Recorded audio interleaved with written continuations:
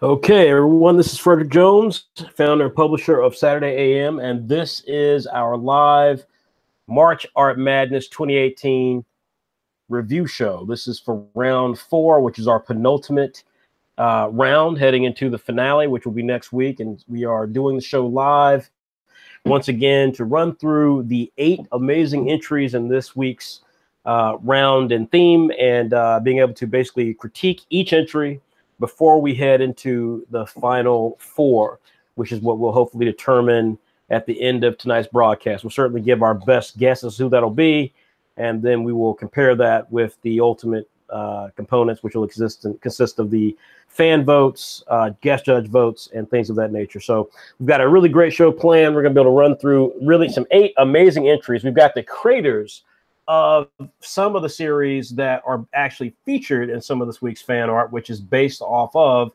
Saturday AM. And last but not least, we've got some fantastic critiques and commentary for some of the big game creators like Andrea Voros and Adunze Agogo.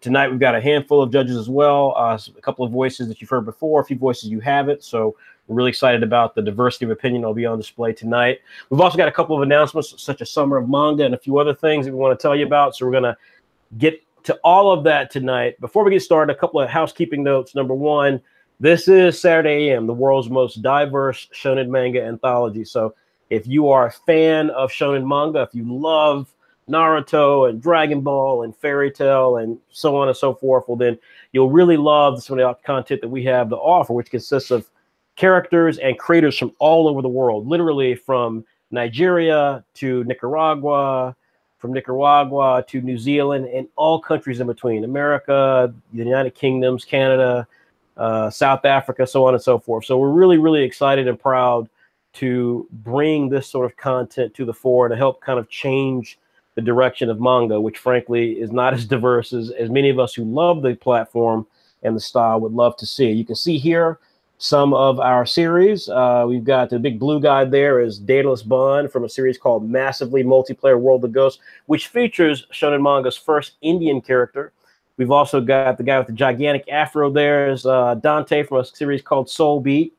We've got Apple Black, one of the more popular series, independent manga series in the world from Nigerian creator White Manga. And if you see the little African-American girl in the front with the metallic hand, that is Clock Striker. And that is one of our most popular series, Shonen Manga's first Black female lead character. So as you can see, we've got 15 to 20 original series, exclusive series, including the brand new work Hammer by the really, really fantastic Jay Oden. And so again, if you want to support independent creators, please check out Saturday AM. You can go to our website, www.saturday-am.com, and you'll have a chance to explore a lot of comics there for free. You have a chance to check out a lot of great content included within our digital magazine. And more importantly, you can subscribe and support us. The digital magazine comes out every 2 weeks instead of every 1 week, like Weekly Shonen Jump. It features some of the hottest series that we have. And more importantly than that, you can get all of that, 20 issues, as a matter of fact, for just $5 a year. So it's an extremely viable and the best deal in comics scenario for someone who wants to support independent comics. It's frankly the price of a latte, the price of a McDonald's Happy Meal if you have that in your country. So it's a fantastic series, magazine, fantastic brand. We're extremely proud to be associated with it and to help create it and to bring in so many amazing creators such as you're going to see. March Art Madness, folks, is our exclusive contest. So now, often there are art contests around the world. You know, you send in your artwork and maybe you win a free, gift card or this, that, and the other. But with our competition, we've really tried to take it to the next level. We wanted to compare. We wanted to join the basic idea of giving creators a real experience that they can learn from, but a real experience that can challenge them. If you want to become a professional artist, of course, as you all know, there are a lot of challenges in the way of doing so. I think the internet has spoiled a lot of people. Not only do you have to be able to get your content in on time, not only do you have to have some sort of content that actually can be enjoyed by people. A lot of time, I think, in webcomics, because it's so easy to produce content, the perception becomes, well, as long as I entertain myself, as long as I get to tell my version of Naruto, then it's all good. And the fact of the matter is that you're not going to be able to produce 18 volumes of your work if you don't have fans who support you financially. So having a sense of creating content for entertainment value as well as for a personal statement is as crucial elements there. Stepping outside of your comfort zone. These are all crucial pieces of things that have to get done. So from that standpoint, we firmly believe in trying to establish the opportunity for creators with this competition, because what this competition does, first of all, it gives you a different theme every week. So we start off with 64 creators from all over the world, and each week the theme changes. So if you like to draw Naruto, if that's what you do, once you start this competition, you may get one bite at that apple, but the very next week it could be something that you've never heard of before. Number two, the deadlines are consistent every week. So you know you have to produce up to 5 pieces of brand new artwork every single week. Number three, just like in the real world, you are competing against someone else. Folks, there's no such thing as a kumbaya scenario when it comes to art. If you want to get a job at Marvel, at DC, at Image, at Shueisha, then for all the love and respect that Oda and Kishimoto may have had with one another, and all the other great creators like Toriyama and so on and so forth, never let it disappear from your reality that those guys were competing against each other. The minute one of them suffered, it meant that the other one may have benefited, and that meant they kept getting paid. That meant that they kept making opportunities for themselves in terms of anime or video game spinoffs. The world is competition, whether we like it or not. And so we decided to make this event as well really focus on that competition. So when you're competing each week, it is you versus another artist. It's not you versus just any artist. It's you versus a specific other artist, and only one of you will make it to the next round. So when you take those things into the perspective, as well as all the other things, such as being able to work on your coloring and being able to work on your draftsmanship, being able to have a better sense of framing, we think we've got the ultimate tournament when it comes to art, because we're giving away prizes, we're challenging artists, and at the end of the day, a lot of these artists are moving on to bigger and better opportunities. And so with that being said, 2018 March Art Madness started off with 64 artists, and folks, it has been an absolute blast.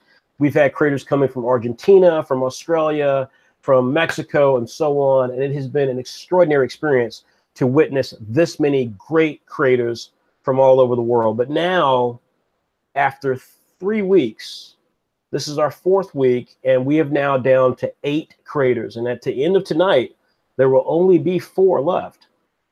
The theme, as I said before, is all about Saturday AM. So in the previous weeks, we had them go through NCAA March Madness, aka college basketball. We had them going through superheroes. We had them going through manga and anime characters, TV shows.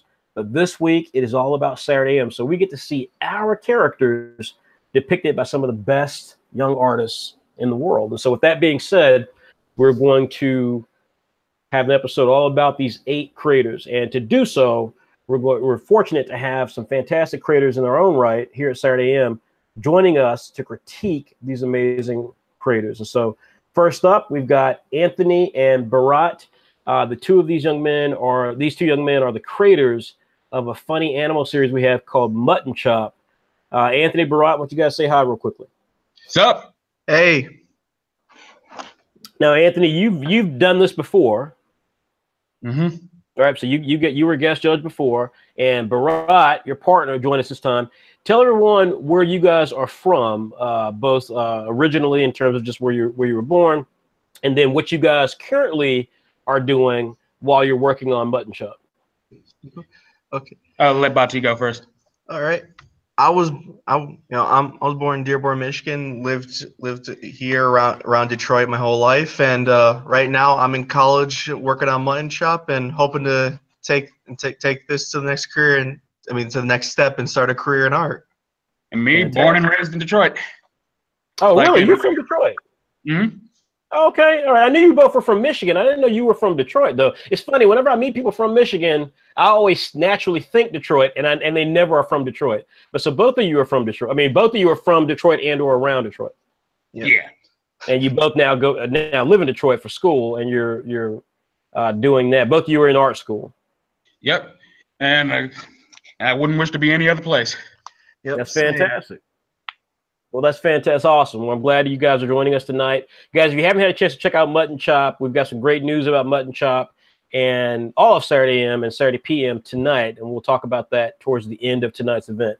Next up, we have Jack Sherwin. Now, he is the first creator we've had from our sister publication, which is called Saturday PM. If Saturday AM is the world's most diverse shonen manga anthology, Saturday PM, we can't say for sure yet if it's the world's most diverse seinen magazine, because seinen is a tricky thing. It's a more adult version of shonen. But that being said, though, it's certainly, we think, one of the most slick publications out there, built for a mature manga fan. And Jack is a creator of a series, really cool series, a thriller called Dark Web. Jack, tell everybody, say hello to everybody. Hi, my name's Jack. I'm from the United Kingdom, but I was born in Thailand. So I'm mixed race, but yeah, other than that, I don't know what to say. Well, Jack is a master of telling folks way too much information. Jack didn't even know you were multiracial. What does that difference does that make? More diverse, fits in with your theme. Oh, good point. Good point. Well, yeah, you could be diverse and be from Scotland. You could have been just a straight up white person with nothing diverse about you whatsoever. Your name could have been Casper, and it still would have been okay. That'd been diversity. But it's all good though. So Jack, you now we brought you to New York back in November of last year, and you're working on Dark Web, and we're gonna be giving some news about the second issue and things like that later tonight. But have you been watching the March Madness tournament thus far? Yeah, I've been watching it, been keeping up with it. I'm pretty busy at the moment, but I've been watching the reviews of the videos when I've got time. Literally, think of the art. A lot. Yeah, like some of it's amazing, especially like these 8 that I was looking at today. Like literally compared to, because I remember the one that you did last year as well, and I just think you keep finding different better artists. Like I'm amazed how many unknown artists there are out there that, like, there's so many people that I find every day on Instagram, and it's just a chance to see more people's art and see what they can do. No, it's a really good point, and it's something I remember saying to White Manga years ago. But it's like, it is,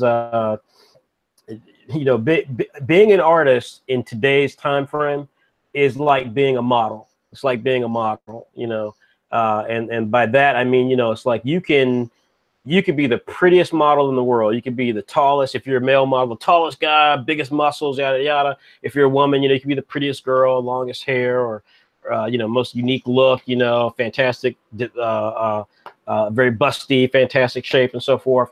And tomorrow, there's someone else coming along who a year from now, 2 years from now, a couple of weeks from now, is the next hot model.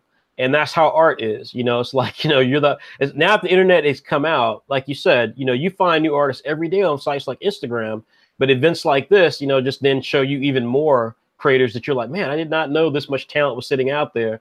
And it really is extraordinary. So I couldn't agree with you more. It's a fantastic event, and we do find some amazing artists every year.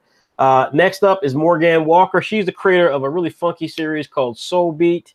That was the guy I told you about on the first page with the giant afro. Morgan, tell everybody hello. Hey guys, how's it going? I'm sorry I wasn't around.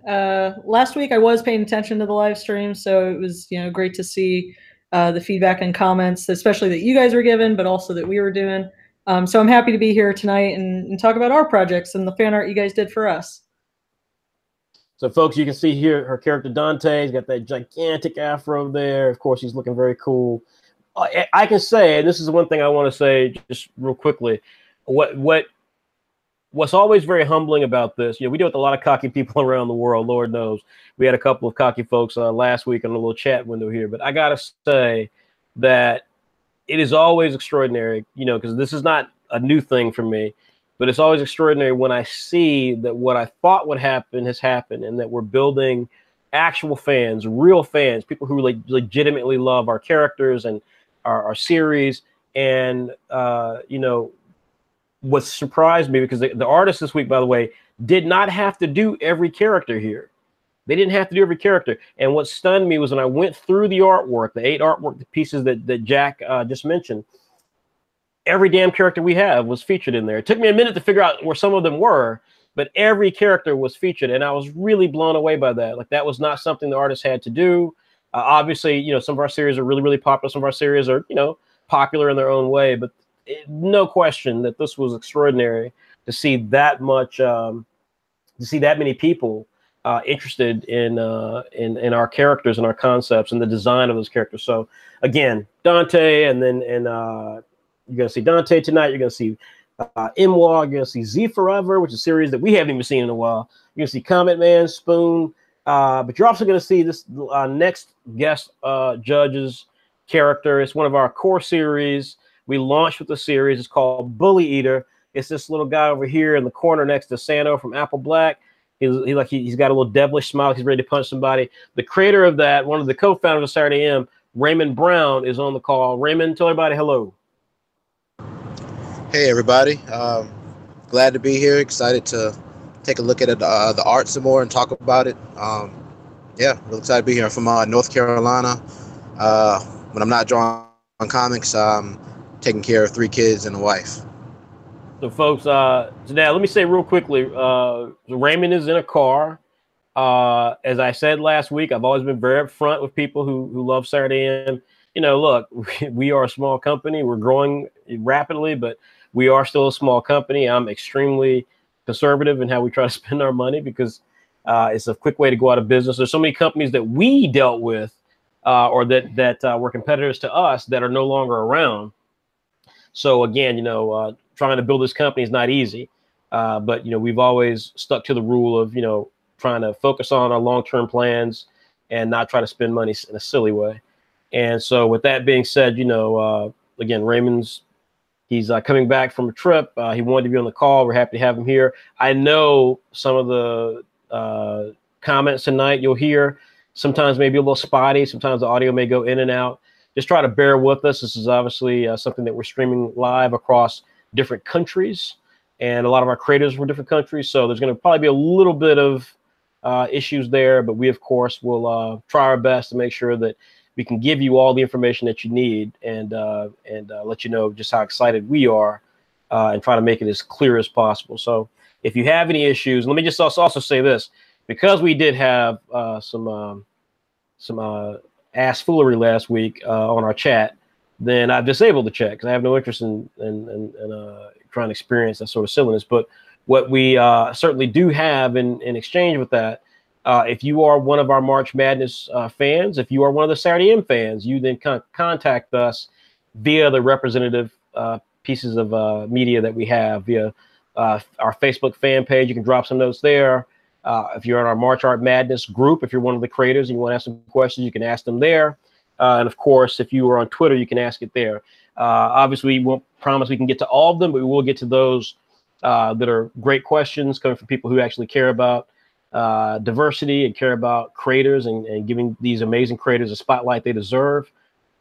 And so from that standpoint, just keep in mind, if you want to shoot us a note, you certainly can do so.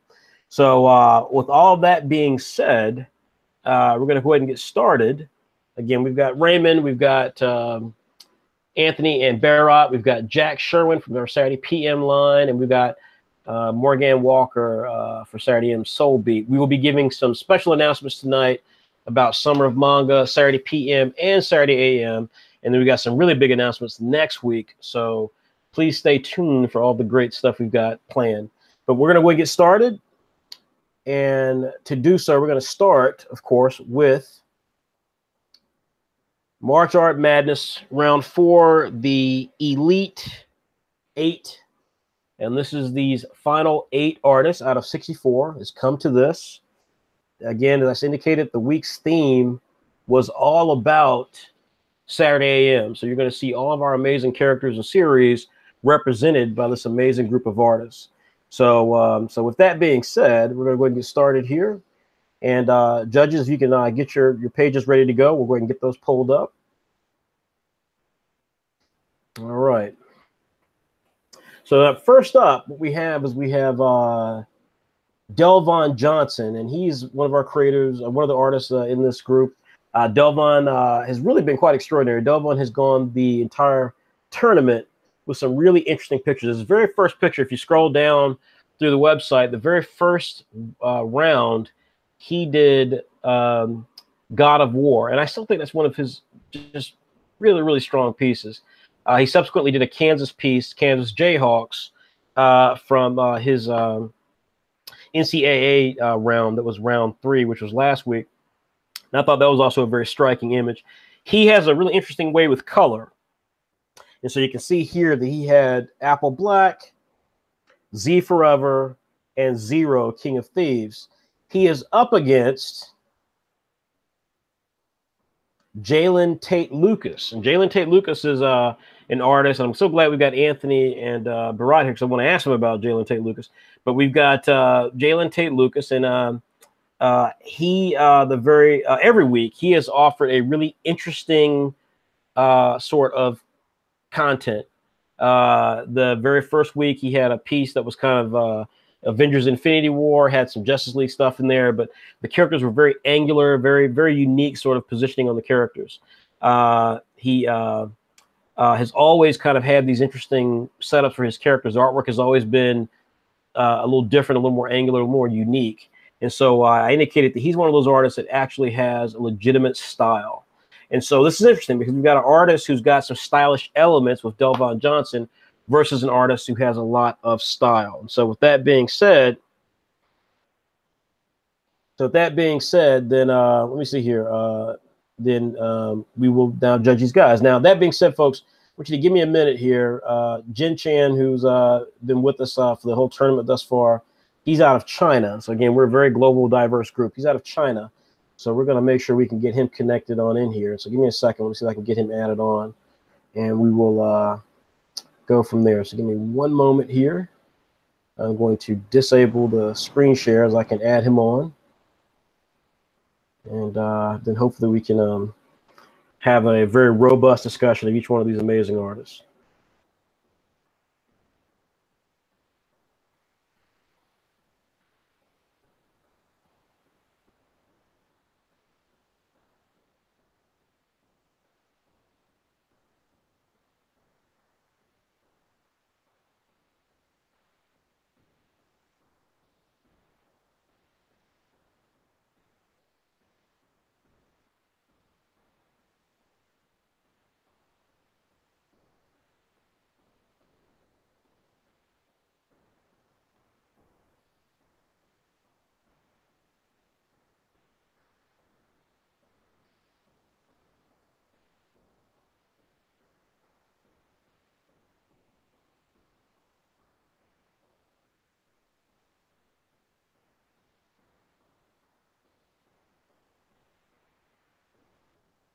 Okay, so he should be joining us here in a moment, and we'll let him see if he can join on here real quickly. And then once that happens, we will resume. I apologize for the delay, folks. Again, Jen has been with us every week. If you guys have been familiar with Jen, he's been great, had some great comments. And so I was hoping he'd be able to join us. But again, knowing that he's from China and they've got VPN issues and a variety of other issues there for connecting, not to mention a time difference, then I assume it would be a little different. We actually are starting a little earlier this week than we normally do, so that's probably another aspect there.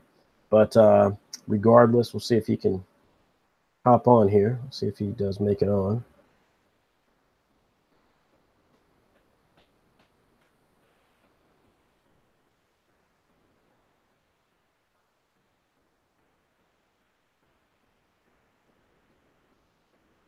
Okay.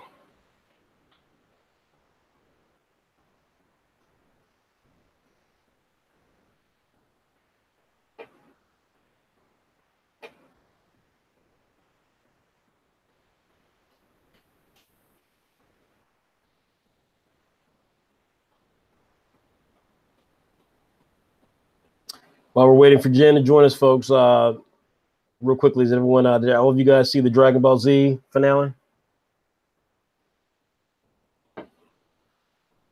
Of course I did.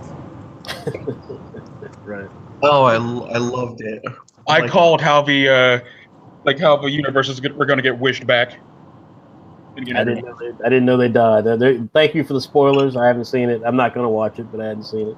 Jack, I take it that's not for you. You're not a Dragon Ball guy. No, I liked it. I watched it up until I was in the last arc, and then I caught up with the latest episodes, and then I stopped. And So I'm about 10 episodes behind. Oh, okay. All right. Morgan, you strike me as someone who's not for Dragon Ball, but is that true? I was when I was younger. I remember vividly like the Cell saga and being really into it. But I watched, I think, one episode. It was his battle against Hit a couple of weeks ago, and then I stopped because I forgot why I don't watch Dragon Ball Z. So, Right, exactly. yeah, so I haven't caught it. I was watching Goku Black back before it got dubbed, the Goku Black saga, and I didn't watch the first part of Dragon Ball Super, but I did catch that one, and I made it through. I think I made it through the whole saga, and then I remember thinking to myself, like you said, like literally like you said, I then remembered why I don't watch Dragon Ball Super. I was like, this is ridiculous, and so that was it. But yeah, you know, hey, it's I know it was a big deal that it came to a conclusion. So yep, all right. Well, I don't know why Jen's not joining us. I made it clear for him if he's going to join. You know, I made it very clear I did not want to do this bouncing around thing, but regardless, looks like he's having some issues joining us. So anyways, all right, we'll go ahead and get started. So let's pull it back up and get going, folks. Again, I apologize for that delay. I wanted to, you know, we're trying to make sure that other artists that have been with us from the beginning of this thing could be in. He may join us, he might not, I don't know, but we're gonna get started. We don't want to waste your time here tonight, so let us get going here. So again, we're back to Delvon Johnson, and this is his piece here, as you guys can see on screen here. And this is between Delvon Johnson and Jalen Tate Lucas. Now, with that being said, let's start off first with the thoughts on Delvon's piece. Anthony, Barat, what did you guys think of Delvon's piece here? Again, this is the lead character from Apple Black, Sano, on the front. You can tell from his arm. Zero, the King of Thieves, and then Zenith from Z Forever, which is a character, again, that you don't see a lot of. So what did you guys make of this? I love the posing, the foreshortening, and the anatomy. Like it's done well, but like for me, like the coloring, like the lighting is just a bit too bright. You want to add about it? Yeah, like I love the coloring here. Like it's really good, especially with Sano's arm, because you know that's jet black. So you know I've always like admire when people can just take like a solid color like jet black and make it shine and everything. But it's just too much shine. You know, it's like someone put a spotlight on them. Okay, you guys are breaking up a little bit. I'm not sure if that's on my end or your end, but I definitely hear a lot of breaking up there. So My computer's kind of crappy. yeah, it might be.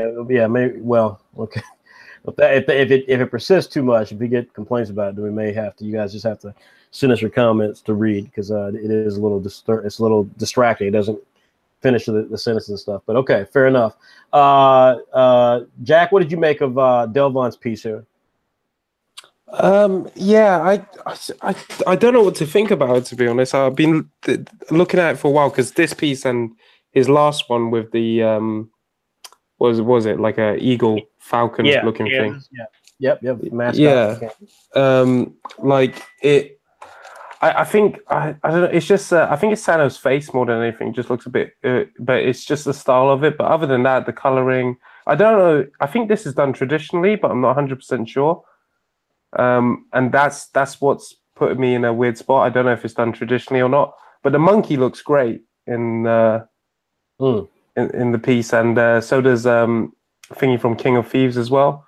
Yeah, but yeah, like the other said, it's the coloring's a bit too shiny. But other than that, I think the other two in the back look great. I think just Sano needs a bit of work. Yeah. Okay. And Morgan, what did you make of this? And I got your note, Morgan. Thank you. What did you make of this? I mean, again, I think Delvon has a really dynamic coloring style, so I was appreciative to see that in this piece as well. I appreciate that he did more than just one character, that they're very dynamic, that they've got these awesome, you know, expressions and, you know, very determined expressions.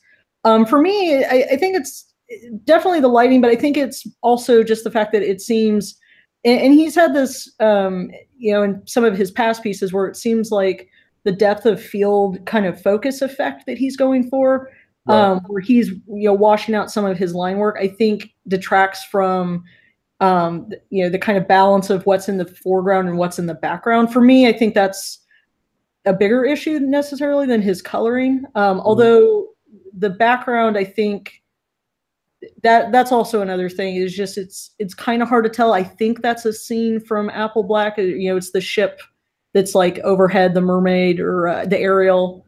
But it's hard to tell. So I think if there maybe was a little bit more definition to that, or just take it out altogether. I'm not 100% sold on it being here in the piece, but otherwise, again, another strong work from Delvin Johnson. Raymond, what did you make of Delvin's piece here? I really enjoyed it. To me, I mean, it's very, very dramatic, and I like that about it. Very dramatic, and it actually reminds me of, kind of showing my age here, but it reminds me of old Super Nintendo game covers.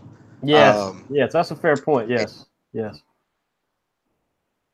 Has a special place in my heart, but it looks really. I really like it. I like I said, I like his style. I love the coloring. I love how it's just really dramatic in your face. It makes you, you know, pay attention to it.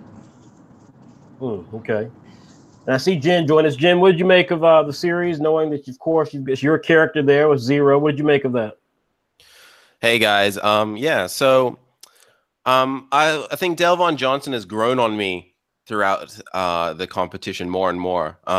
This blurry line thing he's got going on. Initially, I wasn't into it, but I think it sort of works for what he's doing. Obviously, seeing Zero in there is tickling me in all different kinds of ways. It looks really cool, and I love his rendition of the character.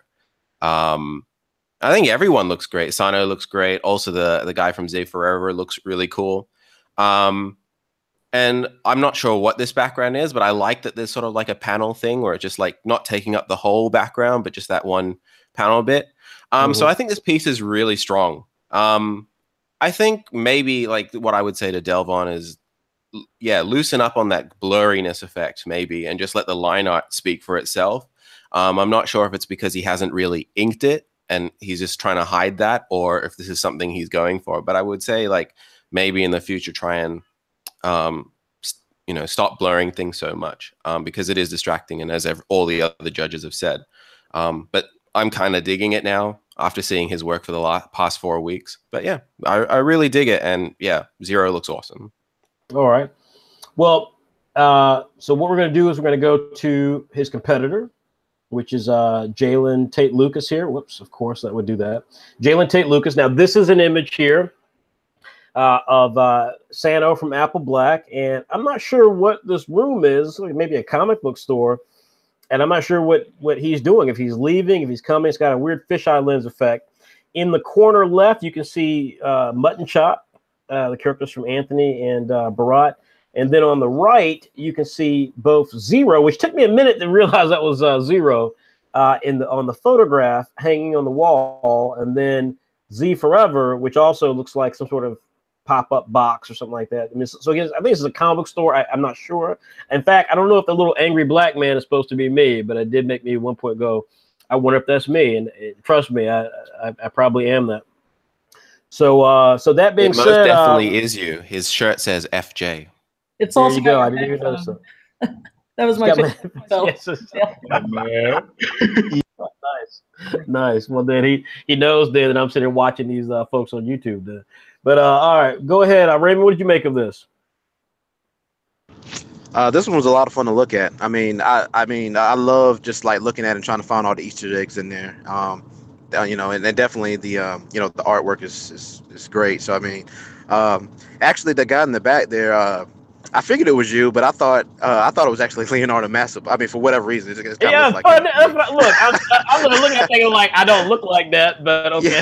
Yeah. but yeah, no, this piece, like I said, I believe, like I followed the whole tournament, so I've been seeing this stuff the whole time. So I mean, this is a really strong piece. Again, I just love the readability of it. Like if you actually sit down and you know, if you got 5 minutes to just look through the picture. you can pretty much get an idea of what's going on. Like all your questions can be answered. You can find out that, oh yeah, this is in the comic book store, and oh yeah, look, these are Saturday AM characters. Oh, look at that, that's the FJ on that angry guy in the back, so it must be Fred. So I still don't know what he's doing in the center, though. I mean, do you know what Sano's doing? Well, I'm thinking that Sano's jumping out of the, my interpretation is that he's like jumping out of the comic book store and to you, kind of thing. Like he's escaping the comic book store. That's my interpretation of it, but that's mine. Maybe he stole a comic book. All right, well, bad Sano. Yeah, Jack, what did you make of real this? strong piece. Okay, Jack, what did you make of this? Yeah, I really love this one. This is probably one of my favorites, and mainly just for the coloring style. Like, I'd love to read a story just all in this color, because everything just pops out. You can clearly see everything on the screen. Like, there's nothing that distracts you on the back, and you can just look around it and see each individual thing. And yeah, like, I literally really like this piece. So. All right, Morgan, what did you make? Yeah, no, again, it's a great piece by Lucas. This is kind of like what we said in the last piece, where you've got stronger line work up front, and then he's doing this kind of blur effect in the right places. I think it really it's very balanced in that sense, and I love his coloring style. It's not like overwhelming or overpowering, and it's his style. It's fantastic. But I think for me, some of the more I look at it, again, those small details that he's put in there, not just the Saturday AM details, but I'm starting to notice the coloring or the shading of Sano's arm, the detail that he put into that, and the effects with some kind of the highlights and stuff. I think is really cool. All right, and Anthony, what did you guys think? Well, it's Bati, but I loved this piece because it was just like, oh, a Saturday AM. Let me stop you guys real quickly. Do you guys know him? Yeah. Okay, that's what I thought. So tell us a little bit about Jalen Tate Lucas. What is his backstory? If there's anything I can say about him, is that he is synonymous with the word creative. Yeah. Like he is downstairs all day and night doing as much work as he can. On top of doing this, he's also doing a short film. Like, wow. Like it's crazy how much work he can get done in a night, and he and the other friends that he hangs out with, like I would love to see do more stuff for Saturday AM. Like, I've directed a few of them for the Summer of Manga contest, but Jalen, like I don't know much about his origins, but he is a great guy and a diligent worker. But I guess my question is, so he does go to school with you guys. I thought I had read at one point that he went to school in Michigan, and it made me wonder, wait a minute, does he go to school with you guys? Yeah. He does go to classes with us. Like, we don't have the same classes, but we see him all the time in our animation room getting work done. Okay. Yeah. So, all right, so tell us what you thought of the piece then. Yeah. So like I said, I love this. Like, to me, like, this feels like it's about to start. Like, there's a story in here. Like, maybe Sano fell through the roof, and now he's running, and now he's like running back out, and there's little you right there yelling at him like, "What the hell he just did?" You know? That makes sense. Okay, yeah, because it looks like debris underneath him. Yeah, and one thing, I first saw this picture on my phone, and I didn't know what it was first because it was kind of cutting it off. I thought for a second, like, is this like a room with just like that big like old conspiracy board, and Sano is starting to target other Saturday AM characters? Like, because my phone is like small, so I wasn't able to pick out things. I'm like, Jesus, Jalen, you really went dark there. But I love that. So there's just a funny misinterpretation. All right, and real quickly, what did you guys make of Mutton Chop in the top corner though? Loved it. I love him. I love how he drew him. I also love all the other little references, especially in the smaller books, because he drew Mutton 2 more times, and there's so many different references to not only Saturday AM but to all the films that are being made in this school. This expect an influx of votes, especially from people who go here.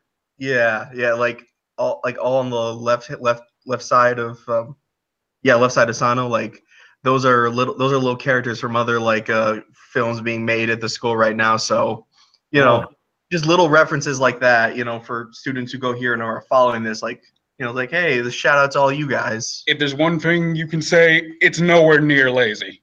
Yeah. Okay, well, that I did not realize that, but that's interesting. All right, Jim, what did you make of this piece? Okay, so when I first saw it, like at the corner of my eye when I was going through the website, I was like, "Oh, Jalen Tate Lucas is on the team that draws Zero," and then I opened it, I'm like, "He's not here." And then after looking carefully, he's in the corner, so that made me happy. But what I think Jalen Tate Lucas has proved this week, which he had never done any previous week, is that he also knows how to draw backgrounds. So previously, before, they were either you didn't see them at all, or they were just a blank color. Now we see that he can pretty much draw anything he wants to. The perspective is awesome. I like the story it's telling here, though I agree I'm not entirely sure if Sano fell through the roof or he's just jumping out and breaking the floorboards. But you know, it's a comic book store.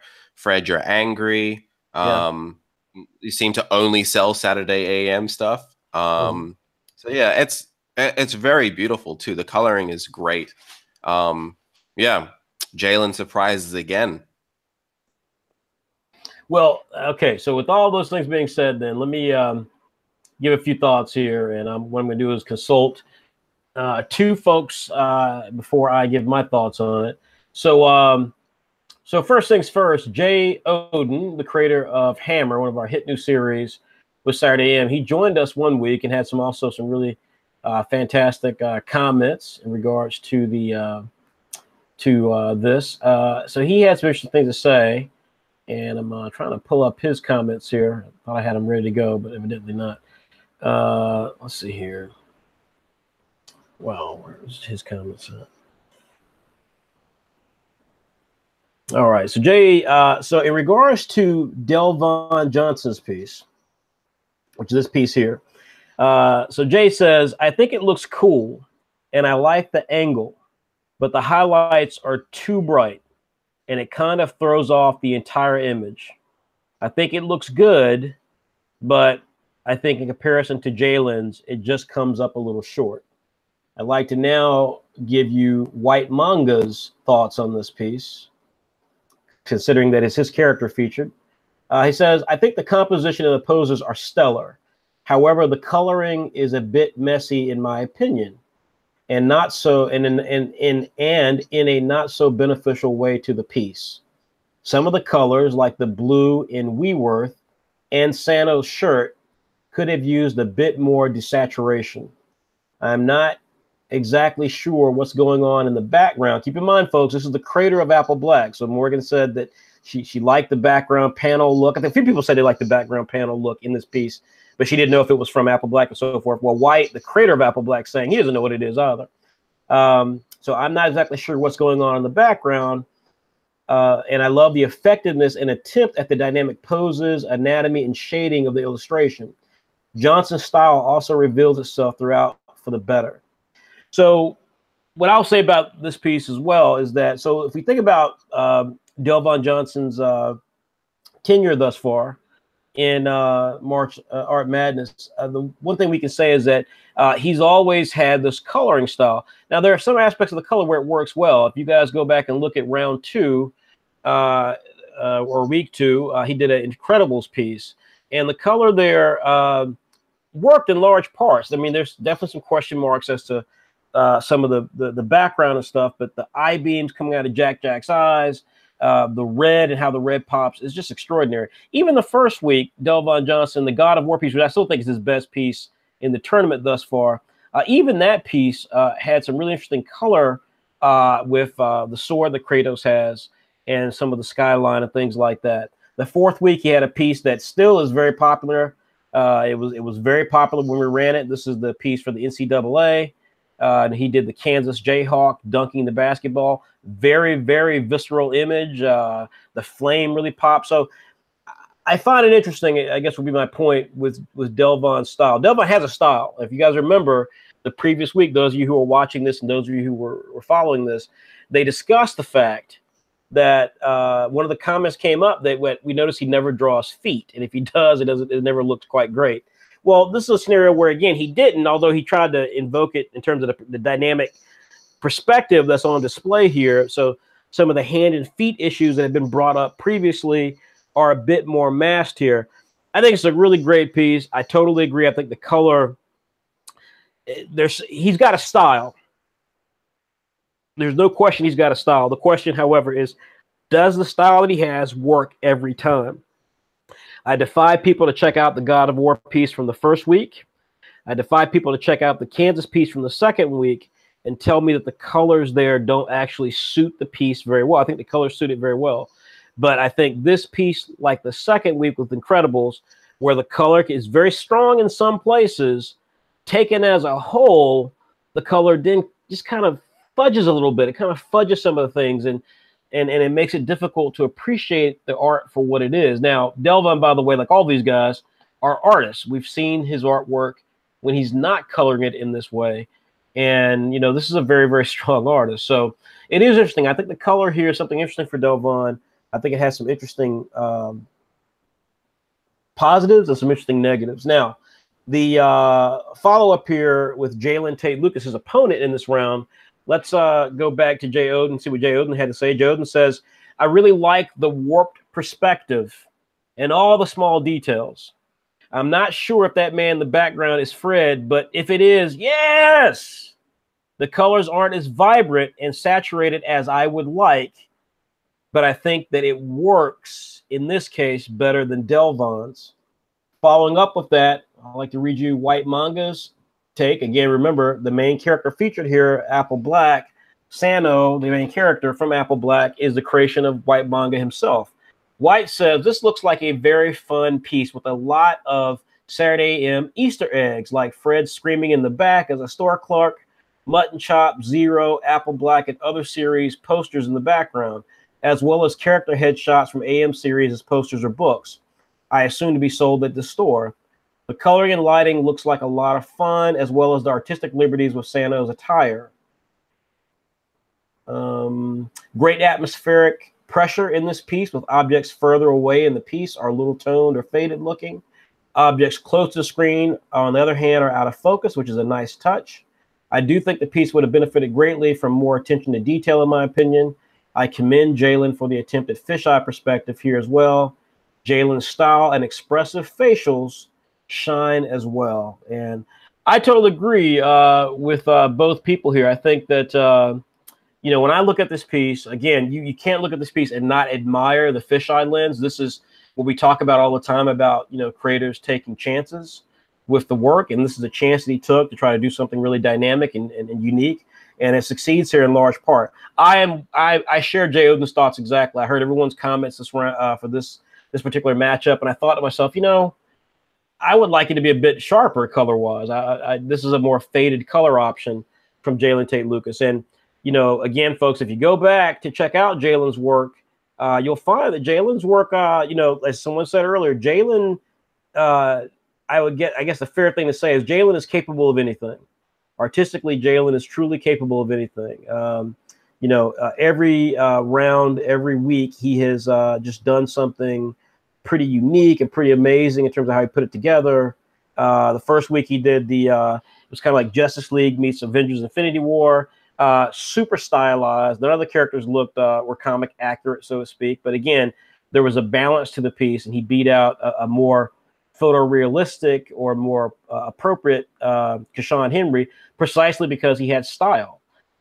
In his next week, round 2, he ended up doing, give me a second, let me pull his piece back up here. In the second week, and again, folks, you can scroll down and see all of this. In his second week, he did a Street Fighter piece. It was merging Street Fighter and Nintendo, and so he had some Ryu, you know, dressed up as Mario and things like that. And again, it was a different piece. It you know, like I've not been really in love with any of his pieces, and this was a piece again that was really unique, really interesting. You knew this kid had style because he's taking chances. He's trying to do different things every single time, and that piece was really interesting. How he chose to go about setting up some of the characters. When we got to the third round, he did a beautiful piece featuring Duke University, the Blue Devil as a centerpiece, and then a bunch of the character images all around. This was a really strong piece. All of us, the number one thought when we saw this piece was this would be a great piece of artwork, like a piece of graffiti or a piece of artwork to have in your house. So Jalen Tate Lucas is without question an artist who literally can do anything he wants. He's got an actual style, and that is something that is really difficult. I would argue this is a fantastic matchup because Delvon Johnson has a stylistic approach to how he colors.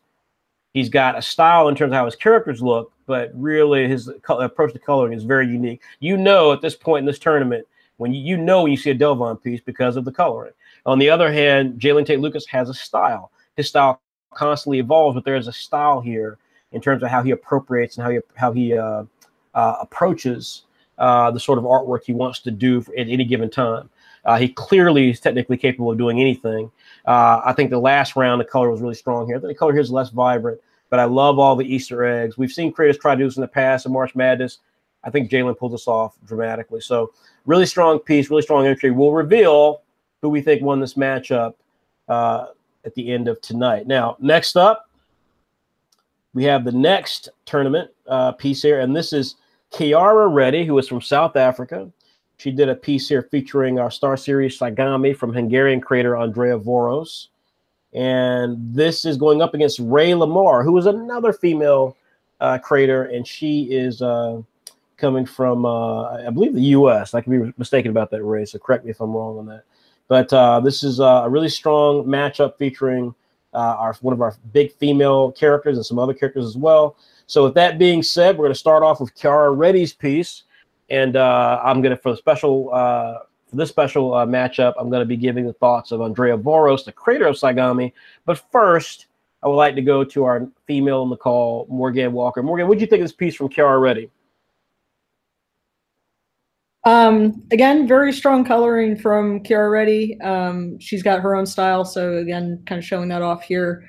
I think for me, the pose is maybe a little. Well, I mean, it's pretty dynamic. I'm a little disappointed that there's not as many flames. That was kind of a detail that wasn't maybe pushed further. As far as like the coloring, I think the one spot that's kind of weak is the hair. I'm not sure if that's because it's being lit from the flames, or I know that part of Sagami's hair kind of has some yellow in it. There's just not quite as much detail to kind of define it. I like the background. I think that that's kind of a cool piece to help her stand out. And I love, it took me a second look to notice that Hammer or Stud was floating in the background. And I don't know why, I love his expression. I love him kind of doing this little cameo in the back. But yeah, no, I think overall it was a really strong piece from Kiara. Yeah, Jen, what did you make of this? Actually, I was a little disappointed when I saw this piece, actually. I think that her, like the Disney girls piece, had a much better sense of style and color. And this one, to me, it seems a lot flatter. And I'm not entirely sure. There's something that's off about it. It doesn't have that vibrancy that we're used to with Kiara pictures. And like, honestly, I didn't even know it was her. Like, usually with all her pictures, I can definitely tell that's her. And this time it's different. So I don't know if she was trying something different, if she was trying to like take a big risk. But for me, it's a real shame. But I'm just not feeling this piece. Yeah, that's what I've got to say. All right, Raymond, what'd you make of this? Beautiful coloring as usual.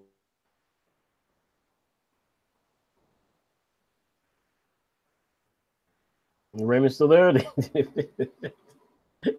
anybody else hear him? Is it just me? A lot too.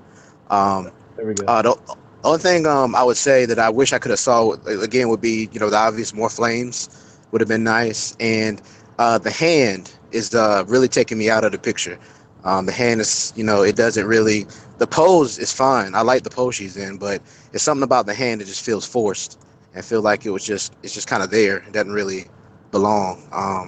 It almost would have been better to either change the hand position or either crop it in and just get rid of that part altogether and just maybe have a bust shot with some flames. But But for me, the hand takes away. But coloring, everything else is really strong. All right, Anthony, Barat.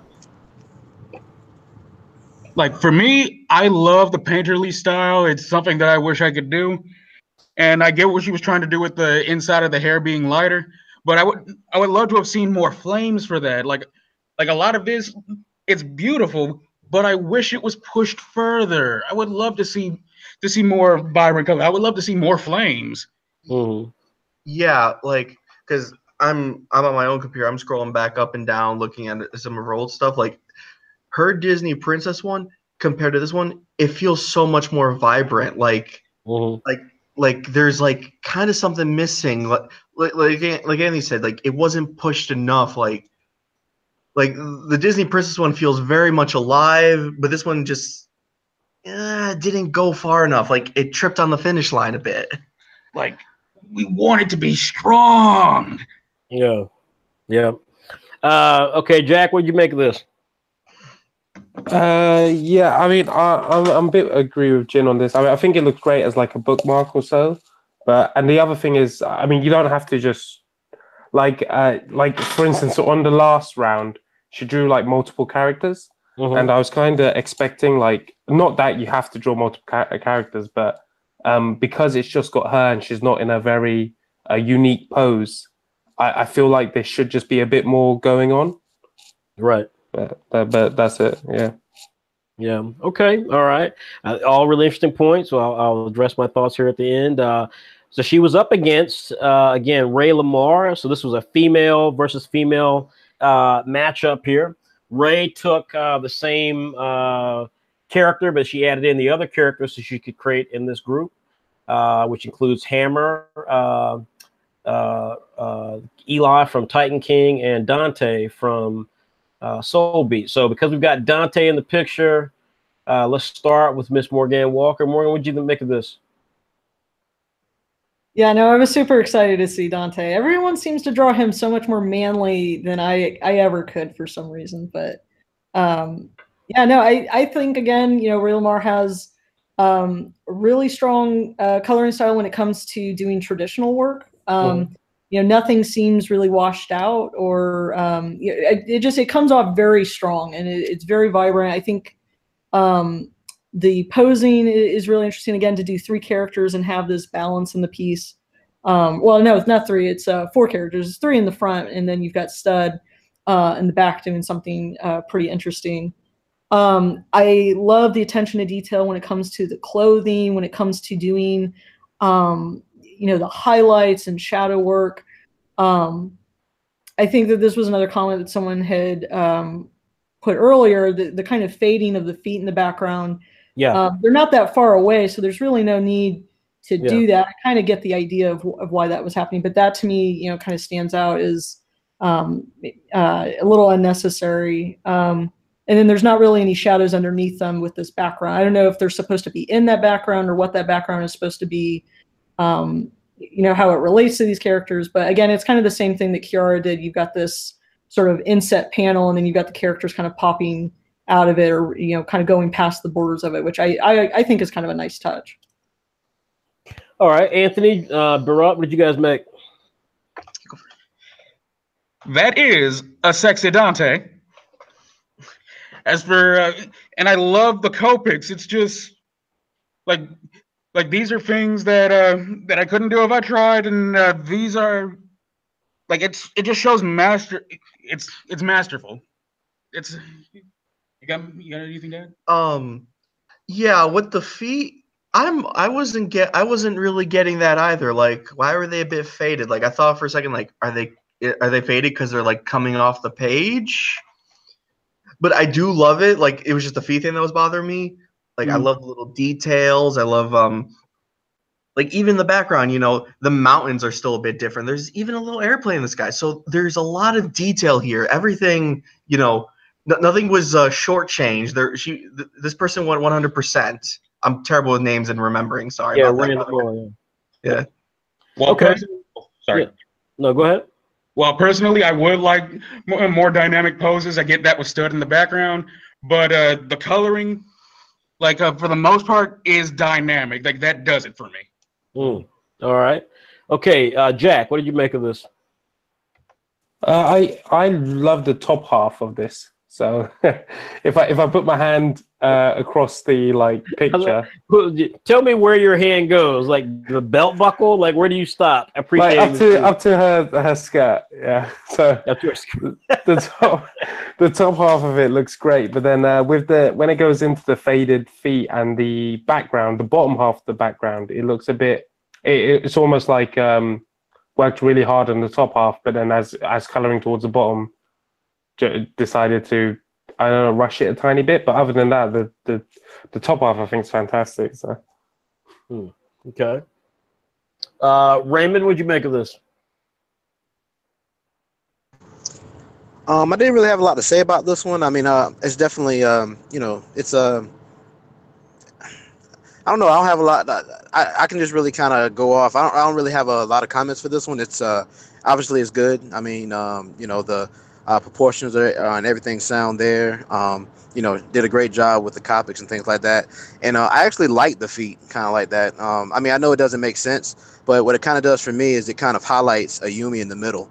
Like everything is kind of pivoted on her, where you know the feet kind of disappears a little bit, so that Ayumi kind of, you know, stands out a little bit more. So, but I mean, you know, strong piece, and real, I mean, amazing job. If those are Copic markers, I mean, she did a really, really good job with that pick. I mean, that's some amazing coloring work. All right, last but not least, Jen, what'd you make of this? Okay, so I just want to address the feet thing first.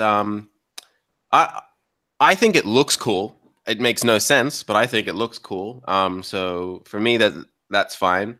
I think, and for a picture as a whole, I think Ray Lamar has now shown us that she can do another style on top of her realistic and then a more anime look. I think this looks like this is probably, if she were to draw a comic, it would look like this. That's what I'm feeling. Right. And I really dig this style. I think Dante looks incredible. He looks so cool. I like the jump from Hammer. Eli looks sweet, and Ayumi looks great as well. I think this is a very strong piece. I don't like the bottom half of the background. That doesn't bother me so much. Like it's not as strong as the top half, but I don't think it's supposed to be. Yeah, I think this is a very strong piece. I don't have much negative to say about it. The traditional Copic coloring, she's very good. Very different to what German was doing. German was very clean. This is sort of like a painterly look, but yeah, very beautiful. Okay, so what I'm going to do is I'm going to just give some quick background. You guys can check on these creators as I'm talking for your own edification. But as Jen pointed out, so what we're looking at here, first we're looking at two female creators who are exceptionally talented. If you go back to the very first week, now they both were in the same group, so you can follow them literally if you go to team, which team were they in? I think it was Team B. And you can follow Team B each week. They both went every single week. They were never matched up against each other, obviously, but they always were unique choices in their group. The first week, both of them had very strict competition, and they were able to survive. Again, for all the reasons that you see on display here. And I think for me, this is where you'll see why I'm referencing this. So Kiara is just masterful. I think Kiara is, if you've heard many people talk tonight, Kiara has style to burn. She is such a competent artist on so many different levels. Her very first piece was a very simple Red Dead Revolver piece, but it's still one of my favorite pieces. The pose, the confidence and the simplicity of the line work for the character, the way that she handles the coloring, like I just think Kiara's stuff is great. Kiara, again, we've dealt with her in the past. She was in a previous.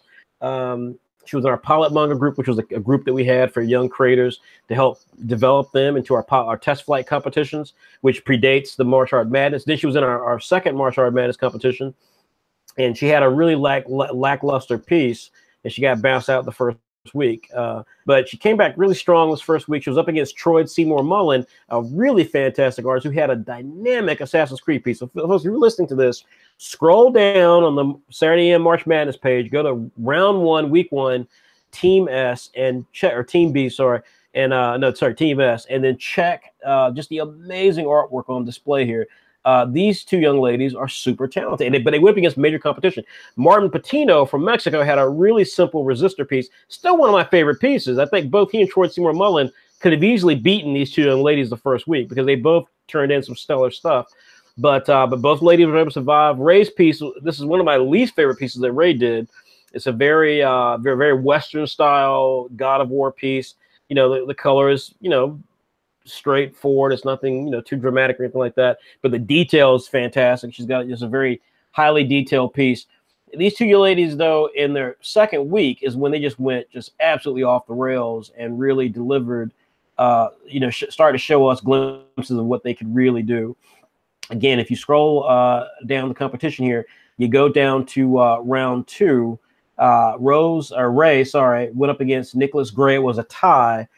Folks, you got to check this artwork out. You got to check it out. It was a Lion King piece by Nicholas Gray versus Ray Lamar's Jafar pick, depicted realistic. This was night and day from her first week image. Her first week image just doesn't even stand on the same table as the piece that she did for Jafar. That piece had detail that you will be lucky to see from an up-and-coming artist. It was extraordinary detail.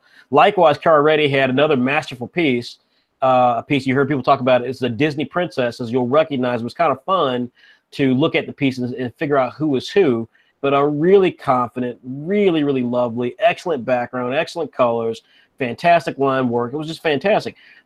The third week, they had the NCAA piece, and both of them went totally different yet again.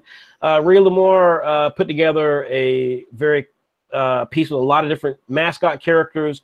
We saw some great anime influences in there. We had a very weird color background choice going on with it, but nonetheless, you know, very, very strong piece. Likewise, Cara Reddy gave us a piece that stylistically was totally unlike her first 2 weeks. It was very, again, simple line work, but these were anthropomorphized characters or animals as kind of humanoid characters. She did a really amazing job with that piece. So these are two creators.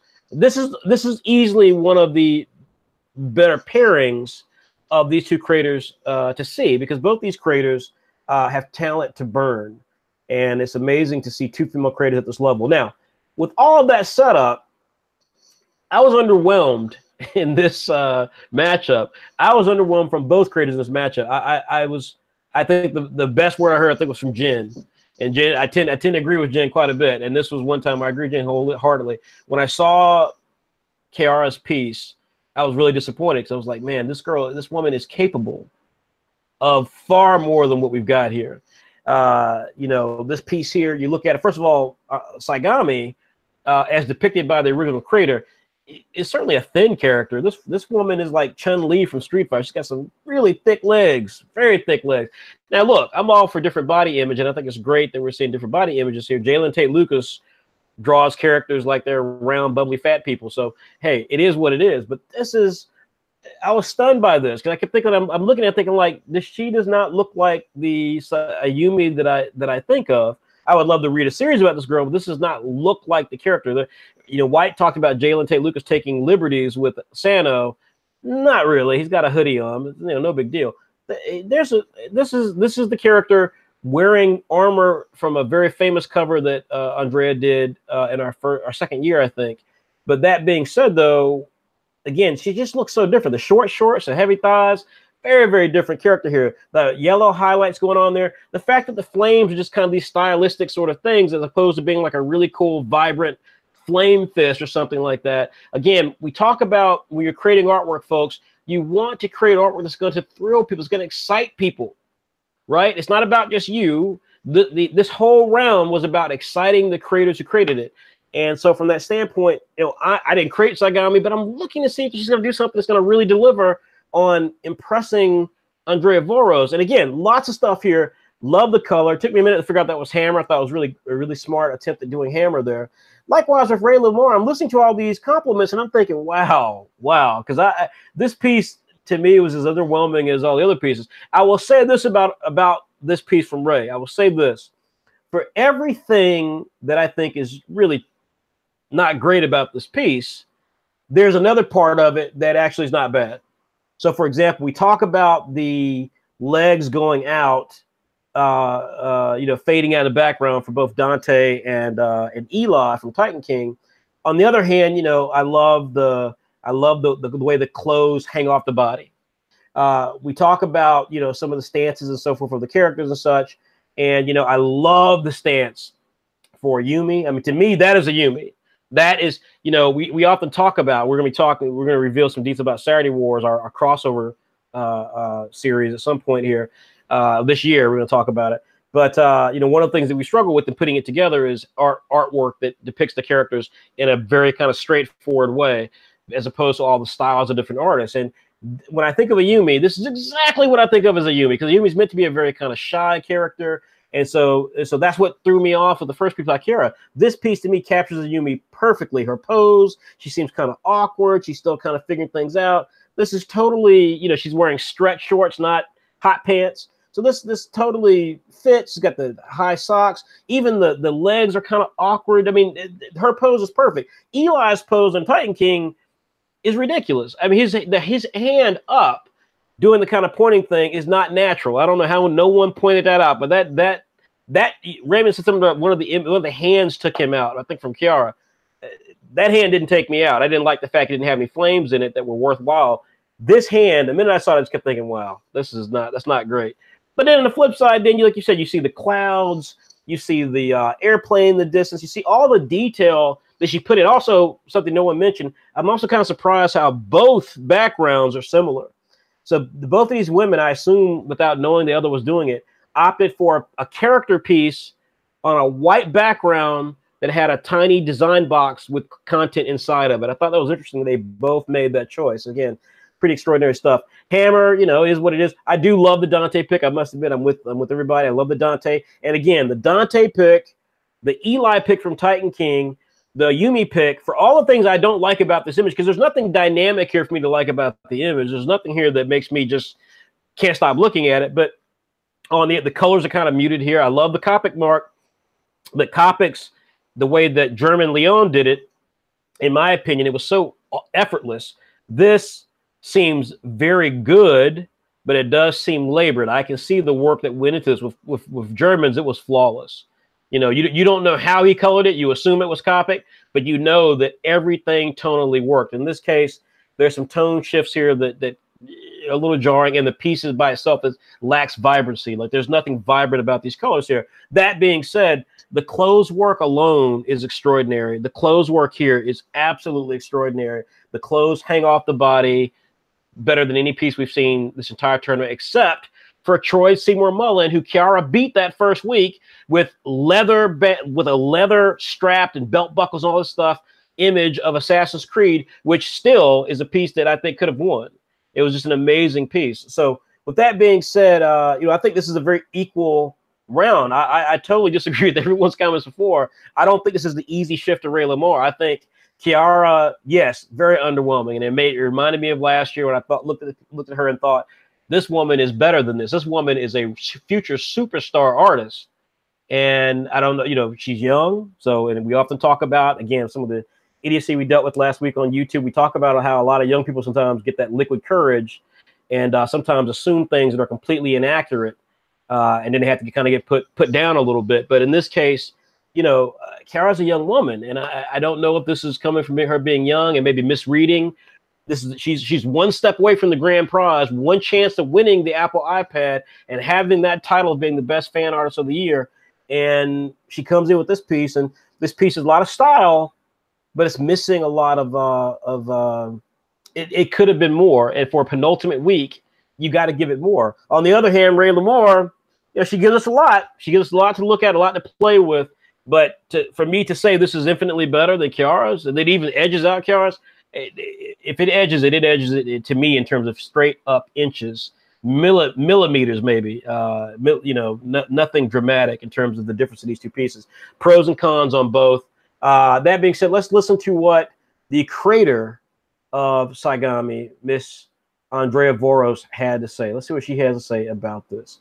Andrea Voros says, and I quote, for Kiara Reddy, she says, the pose feels a bit stiff, but regardless, this piece has beautiful coloring. Especially love the way the hair was done. Intense and lovely use of colors. The small hammer edition made me absolutely giggle. Likewise, from White Manga, creator of Apple Black, he says, Ready's Ayumi is stunning and looks powerful. The style change here is great. However, I feel like more work could have been done with the hair. The clouds and hammer in the background is a nice touch, but I can't necessarily explain the reasoning for it. The character popping off frame is also applied here very well. Now, both of these amazing creators, of course, also have thoughts on her competitor, Ray Lamar. We'll start with White. For Ray Lamar's piece, he says, a straightforward composition of the piece can be seen as very refreshing. And I think the rendering and color here is very well done. The AM characters flourish in this new style and overall seems like fun.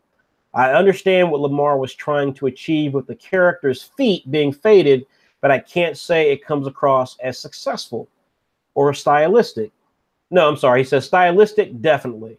Successful, maybe not. I appreciate the incorporation of 4 characters in the drawing without overwhelming the viewers. That is not an easy feat. Andrea Voros, creator of Saigami, the character you see here in the center, says, the only traditional piece this round, but it absolutely stands its ground. It's a great take on the characters and beautiful traditional coloring. So there you go. Again, a very, very tough matchup. So with that being said, I want everyone to take a few minutes, all my guest judges. Again, expectations for us to wrap up here by 11 o'clock. We've got 2 more matchups to go, and then we'll give our thoughts on who we think won each round. Again, we will reveal the winner tomorrow morning, who the final 4 are, and I'll reveal tonight what the next and final matchup will be. You'll want to hear this, folks. But before we do that, I want to take a break. Again, take a moment. If you guys want to take a pee break, you can, but I hope you'll stay. I want to tell you about the amazing sponsors that we have for this event. Because, folks, we can't do this for free. We're giving away an Apple iPad. We're giving away gift cards. We're giving away prizes. We can't do it for free. So let us tell you all about Illo Sketchbooks. Now, folks, Illo Sketchbooks, if you're looking for a traditional way to draw, if you want to have a notepad to sketch concepts and character designs and future arcs that you want to do with your series, get the Illo Sketchbook. This is one of the sharpest, nicest, most durable sketchbooks out on the market. 8 inches by 8 inches, 100-pound plus paper, and over 122 pages allows you to use any type of drawing utensil, whether it's a straight pencil, whether it's mechanical pencil, whether you've got Copic markers or other type of coloring devices. You will be able to do so on this platform. This is an amazing book. The cover is made from a leather that grips in your hand, kind of like a basketball. You'll know it when you feel it, folks. This thing does not slip out of your hands. It's got a tie tag in it so you can always remember your place. And these pages are crisp and white, and it's put in a square design that makes it perfect for you to be able to draw images the way that you intend to without having to be scrimped because the image is, more vertical than horizontal. This is the perfect size for you to be able to replicate concepts and ideas. Now, we have a special deal with Illo Sketchbooks, who've been an amazing partner for this tournament. Number one, if you in a tournament, we're giving away Illo Sketchbooks for great artists who participated. And folks, you can find them here by going on the website. You just hit the March Art Madness button right here. It takes you to a special section that they built for us. And in this special section here, you can find it right here, March Madness 2018. We have the About section. You see the amazing Saturday M logo, our digital comics right there. We're at issue 84 now, folks. We'll be at issue 84 this week. But you can see here, if you scroll down, you got round 1, artist Mike Tremont, another really kick-ass artist. Round 2, Eduardo Alcantara. And then round 3, we had Nicholas Gray, and he had a really amazing piece here with Duke and Villanova and Kentucky. And of course, only Villanova survived that matchup, but a really stylish piece here from an amazing creator in our tournament. So each one of these folks gets an Illo Sketchbook. But the second news I want to tell you is that you can get an Illo Sketchbook. It's super inexpensive, folks. It's $16. But here's the best part. If you go to buy the item here on their website, they have a shop page right here. When you click that, you simply put in their offer code Saturday AM, and you'll knock off 20% off that $16. Folks, if you love really high-end memo pads or sketchbooks, they come from a variety of great providers, variety of great vendors over the years. Moleskine is one that I use personally in my personal life for business, and I can tell you, I'd drop about $40 for a Moleskine. $16 for this, extraordinary. If you're going to be in Wizard World in Portland, Wizard World Comic Con, we're going to have some there for you to check out personally. But we do absolutely implore you, go to the website. You can go to illosketchbook.com. You can see how they spell Illo right there and see for yourself, research it for yourself. We got some reviews coming for this device as well in our magazine, on our website, our YouTube channel, things like that. But folks, this is really, really great stuff for creators who want to draw in a tactile way. Now, our next sponsor is 21 Draw. Their website is 21-Draw. And folks, it's really simple. If you want to learn how to draw, you want to learn how to draw feet, how to draw hands, how to draw perspective, ways to draw great illustrations and or comic book sequential artwork from the top creators in comics, you want to check out 21 Draw. You remember those old books on how to draw comics, how to draw manga, things like that? You get them in your local Walmart, your local 7-Eleven, not 7-Eleven, but your local Walmart, your local Walgreens, things like that. Well, this book series is not like that. Those books were great. Those books came out damn near 15 years ago. But these books are for a modern creator and for a serious creator. These are hardbound, leather-bound books, folks. And folks, these books cost $100 a volume. The volume one of this thing is like $100. The second volume is $50. These are not kid toys. And why is it so expensive? Not only because it has great paper and great hints and tips on how to create and how to perfect your art, but folks, it's got 100 artists here, and these aren't just any old 100 artists. You're talking some of the biggest artists in comics working today. Steve Rude, right here, folks. Steve Rude. I grew up with this guy. Steve Rude is a legend in comics. If you are a professional comic artist, you know Steve Rude. You're a fan of Steve Rude. The same way that manga fans love Akira Toriyama, traditional comic artists love Steve Rude. He created a comic series that was very dear to me when I was a kid called Nexus. Really, really cool character design, by the way. And Steve Rude, he's called Steve the Dude Rude. Steve Rude's in this book. But not only that, Ariel Olivetti, a Marvel Comics artist, today he's drawing hot Marvel comic characters. Today he's worked on some DC stuff, but he draws a lot of Marvel stuff. Ariel Olivetti's in here. And if you love Instagram, if you love the hot kind of new modern comic artists, got working on like illustrations of Street Fighter and things like that, Chamba, Jeffrey Chamba, the Chamba, is in this book. Plus nearly 100 more artists. So folks, if you love great art and you want to learn how to perfect your art, if you're serious about being a good artist so you can fill up that Illo sketchbook, check out 21-Draw. Again, we are giving away 21 Draw books to participants in our tournament. And we're going to have a giveaway for the book at Wizard World Cleveland, Portland. We're going to talk more about that here at the end of the show. But if you want to see it for yourself with us, if you're in Portland, you'll be able to check it out. Last but not least, folks, the Big Daddy are one of our very, very, very special strategic partners, Plask, P-L-A-S-Q. They are the creators of Comic Draw. Comic Draw, folks, is frankly the best app that you can get to draw comics, to create comics. There's a distinction there, creating comics. Folks, you can import your script. So let's say you write out a script, or let's say someone's giving you a script. You can import the full script, whether it's Microsoft Word or Google Docs. You can import it directly. It'll put it into a proprietary format to where you can simply touch it with your finger, with your stylus, with your Apple Pencil, and it will then trigger the appropriate either special effect like kablam or speech bubble directly there on your comic page. You can draw your comic page from scratch, starting with pencils. You can choose the line weight. You can choose the pencil density, all those various things. And then you can ink it, and then you can color it. You want to color it to make it look like Ray Lamar. If you want to color it to look like Delvon Johnson, you want to color it to look like the best digital color you've ever seen. You can do all of that in the app itself. And last but not least, of course, you can letter it like we just talked about. It's got several dozens of fonts that you can choose from. Get professional grade speech bubbles, folks. There's nothing worse than having a really cool concept. Any of the artists that we're seeing tonight creates a comic, and these guys are all amazing artists, and then they screw it all up because they've got handwritten words in the speech bubbles. That sucks, folks. Don't do that. I've talked to so many professional creators from the biggest comic book companies in the world who tell me all the time, like, oh, it was painful looking at that because they ended up doing the handwritten thing. Why don't they just invest in some software? Well, folks, this software is $9.99. There is no $9.99, and then you got to pay $50 to get everything else. It's $9.99. You cannot go wrong with a digital software that means that you never have to buy paper again. You never have to buy pencils again.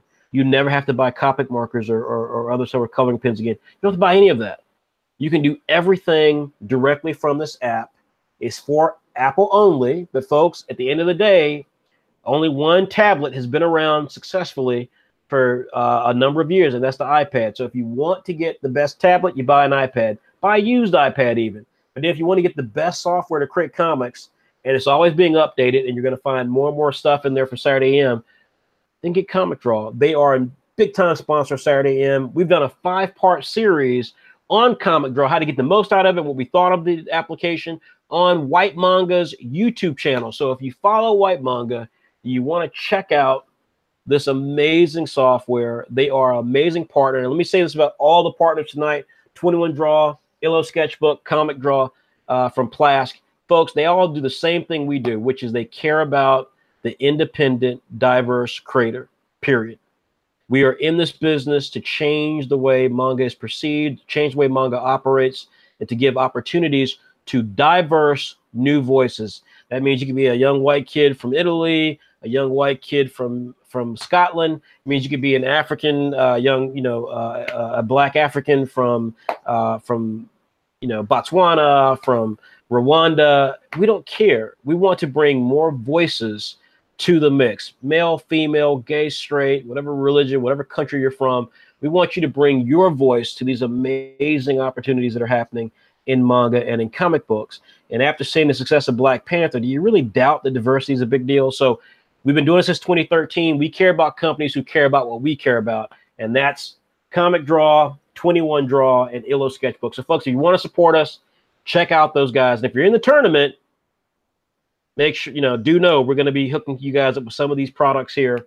And last but not least, if you're going to be at Wizard World Portland, which we'll talk more about at the end of this show, then you'll have a chance to see some of these things in person, including the Comic Draw application from Plask. So that's it. We're going to get ready to return to the event. But I do want to say as well that if you guys have questions, I know that we've got amazing fans out there across the spectrum Saturday AM. So if you've got questions, feel free to drop a note. You can do so on our Facebook fan page. If you're in a March Madness private group that we have, you can post a comment or question there. Yes, we've disabled our chat because of some ass foolery from last week. So we're going to I see one of them evidently was unhappy I referred to them as ass fools, so they downvoted us. But we always get a downvote or two, folks, so no big deal. But nonetheless, please, if you've got questions, feel free to drop a note in Facebook, on the private March Madness page, or even on our Twitter, and we'll be happy to answer those. Now, we've got 2 more matchups to go, and with those 2 more matchups, we then will get into telling you what we think the winners were, and of course, we'll talk about what's next and how we will find out who those winners are shortly. So, the next matchups, this is a good one. This is Richard Milhouse versus Amber Valdez Council. And as you can see here, they both had a character that's very important to me, which is Clock Striker, Shonen Manga's first Black female lead character. But they also put other characters in here, which I was so impressed by. So with all of that being said, we're going to get started here. Richard Milhouse, we just want to give some quick backgrounds on these 2 amazing creators. Now, they have been active throughout the tournament and done amazing work. Richard Milhouse reminded me of an artist named Bailey Boutel from our second year, because he's gone from strength to strength. Richard Milhouse started the very first week with a Deadpool image that was absolutely to die for. It featured Deadpool firing up a lightsaber saying, "Uh-oh, wrong sword." And it just showed some personality and wit and character. It was really, really fantastic. His second week, he then followed that up with man, I just had it here. Give me a second here, pull it back up here. And folks, I know we got to do a better job of having where you guys can actually see these things, but unfortunately, that's just the way the ball bounces right now. He then did a Pokemon versus Blanca piece. It's in round 2. You can check that out. It was a really interesting piece featuring the Street Fighter and the Nintendo character. It was different, but it was very, very cool. And then last but not least, he brought us a really amazing piece the third week featuring the Kentucky Wildcat, Duke Blue Devil, and Kansas Jayhawk. I implore you to check out the Madness image. You'll know it when you see it from round 3. It's one of my favorite images in the entire tournament this round, if not one of my favorite of the entire tournament for the last 3 years. So he was tasked with putting Clock Striker, Shonen Manga's first black female lead character, and other characters in a piece. And this is the piece he came up with. Why don't we start with you, Raymond? What'd you make of this? I loved it. Everything about this image is clean. I mean, there's nothing I can say about it. I even like the way he did the background. The concrete there is really believable. I mean, everything he did back there was just so much attention to detail. The only thing I wish he would have done is maybe have Cast and Rivet show a little bit more of their personality, have them actually smiling, or like, they just kind of have these stoic looks on their face. He nailed the guy from Crunch Time. He nailed him, but it'd be nice to see some personality from those two. Just because those particular two characters, you rarely ever see them not smiling. So, or have a exaggerated look on their face. Yep. I totally agree with that. Let's see. Anthony, what'd you make of this piece? Like the coloring, I love it. The shading, I love it. The backgrounds, like this to me looks like it could be a Saturday AM cover.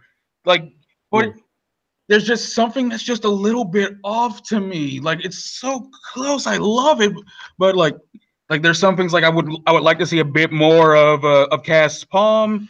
Maybe the other arm that's balled up into a fist, like move back a little bit more. I agree with Raymond. I would love to see a bit more of the personalities come through because they do look kind of stoic, but Azu from Crunch Time, like he's great, like personality and all. Yeah, I was thinking like around the same things. Like I was looking at the wall, and then Clock Striker and Paradise Down. I'm like, there's something off about them. Like it like must be a perspective issue because they just feel slightly off to me. But with Crunch Time, Azu, he fits perfectly, and I think he's really detailed. To me, he's like the most I guess alive in the piece. Mm-hmm. Like, and maybe it was just like because I always see these characters smiling. It's like I feel like I just walked down the wrong alleyway. I love that, but it's just I wish the perspective was better. Right. Okay. All right. Jack, what did you make of this piece?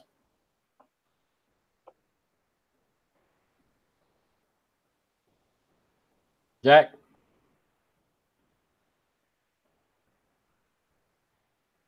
All right. Morgan, we'll go with you. Oh, sorry. Yep, that's fine. Go ahead, Jack. Oh, yeah, sorry. I was trying to find it. This piece was a bit weird to me. It reminds me a lot of One Piece for some reason, like the eyes around it, especially since he's actually got there's a wanted poster of Zoro in the background. And I don't know why. But yeah, the 3D backgrounds as well is I'm not 100% a fan of. I prefer, but that's just like a personal taste. But this does actually I'd say more as a compliment, but it literally looks like a still frame from an actual anime. So like if you just to take a photo out of anime, so it looks very professional, but just as a personal preference. If it was like a poster design, I prefer it to be a bit more stylized than just basic cell shading. Okay. All right. Morgan, what'd you make? Yeah, I mean, I love the detail in the background. I thought that really stood out to me. I will admit, when I first looked at this, it did not remind me of Richard's work. Like, I actually didn't know this was Richard at first. I had to, check to see who drew this. Because it seems, in terms of like the coloring style, it just seems, or or even just the characters. Maybe this is the first time I've seen characters that weren't like, you know, Pikachu or, you know, other characters that already have kind of a recognizable style. I think that the cell shading is maybe not terrible. I think that there's interesting parts that, you know, where he's got like highlights that are falling on their face. I think it could have been, he could have been more strategic about where he put those highlights. Cause when I look at this, like from a distance, that's the first thing that kind of stands out, is that like there's weird lights on their faces that could have been placed a little bit better. Cause I don't know, that stood out to me. And then the only other criticism that I got is maybe like the perspective, or not perspective, but like proportioning. I think Cast's left arm seems a bit short. And yeah, I think that was the one thing that stood out to me. Okay. Jen, what'd you make of this?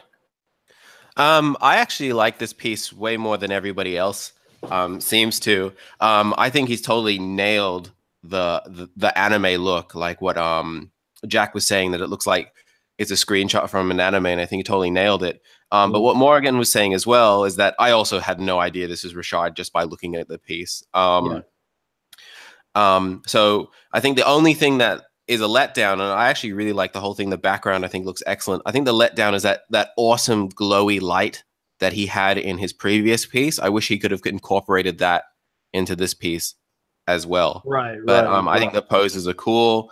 I really like the color palette. It's a really beautiful color palette. I think if you showed this to someone... Say it again. You there, Jen? I think Jen may have fallen off. All right.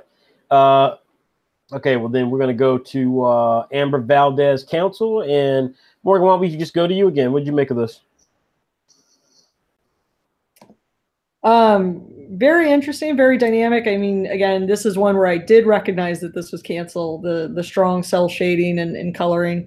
I think it's commendable, all of the characters that she was able to throw in here, and they definitely look like their character. They've got their personalities. I think, you know, one of the disappointing characters was Santa, just because of, you know, I get the idea where he's supposed to be kind of epic looking, but to see everyone else's faces and to see them kind of shine in this piece, I think maybe that was the one corner where he almost could have been left out. Like, he almost didn't even need to be there because he's not really adding anything to the piece.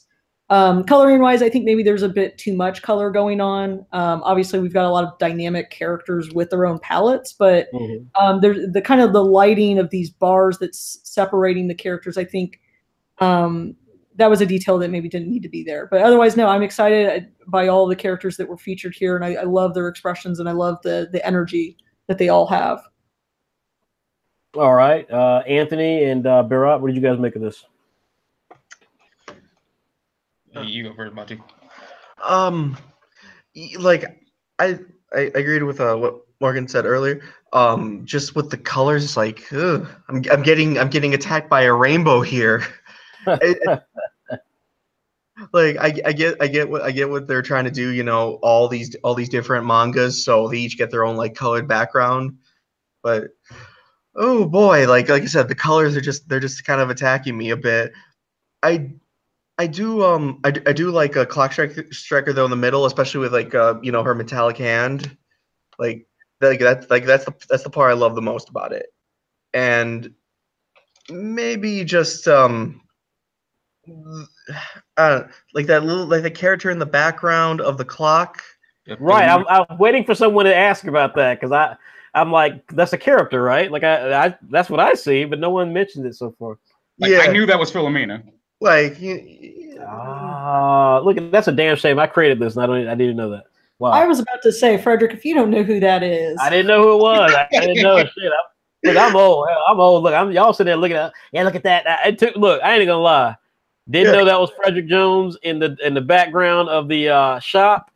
And damn it, when y'all said that's Hammer floating in the background of that Kiara Ready pick, I was like, what? Yeah. I'll be damned. Wow, that was crazy. I feel like something was wasted here, because the clock is designed so beautifully, and you know, this character inside the clock looks really good. Like, I wish that was maybe made bigger, and maybe you could have just like taken out Apple Black, because like it was said earlier, his back's to the camera. You can't, so you're not really seeing him. So just have the three, just have like the three got the three other mangas, Clock Striker, and then put that clock there more prominently. Yeah. I will admit I would love to see at least an eye from Sano, and I would love for the clock to be a little bit brighter so we can see those hands and we can see Philomena. But I'm a sucker for real good coloring, like in real good shading. Yeah, no, fair enough. All right, let's see who's next. Jack, did you talk about this piece yet? No, I mean, I probably think the opposite of everyone. I really like this piece. Like, if it was, printed out in prints, it would be by far the one that I would get because it's got all the characters shown really good.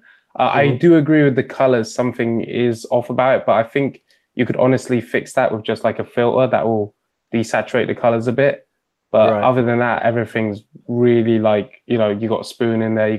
It's the crunch time. The crunch time colors are really putting me off. But if crunch time wasn't there, their colors of all the series on here, his colors are off the most. Like his costume is not that deep orange. Yeah, and the hair as well. Colors here are very heavy. Yeah. Yes, agreed. Yep. Yeah, agreed. But then other than that, as a standalone, like I would personally buy this piece of work. Amber Valdez canceled. Jack's ready to spend $100 on your print. Okay, Raymond, what did you make of this? Well, if Jack's going to do 100, I'll counter with 200. I love this piece. I mean, it's Raymond, my favorite of the night.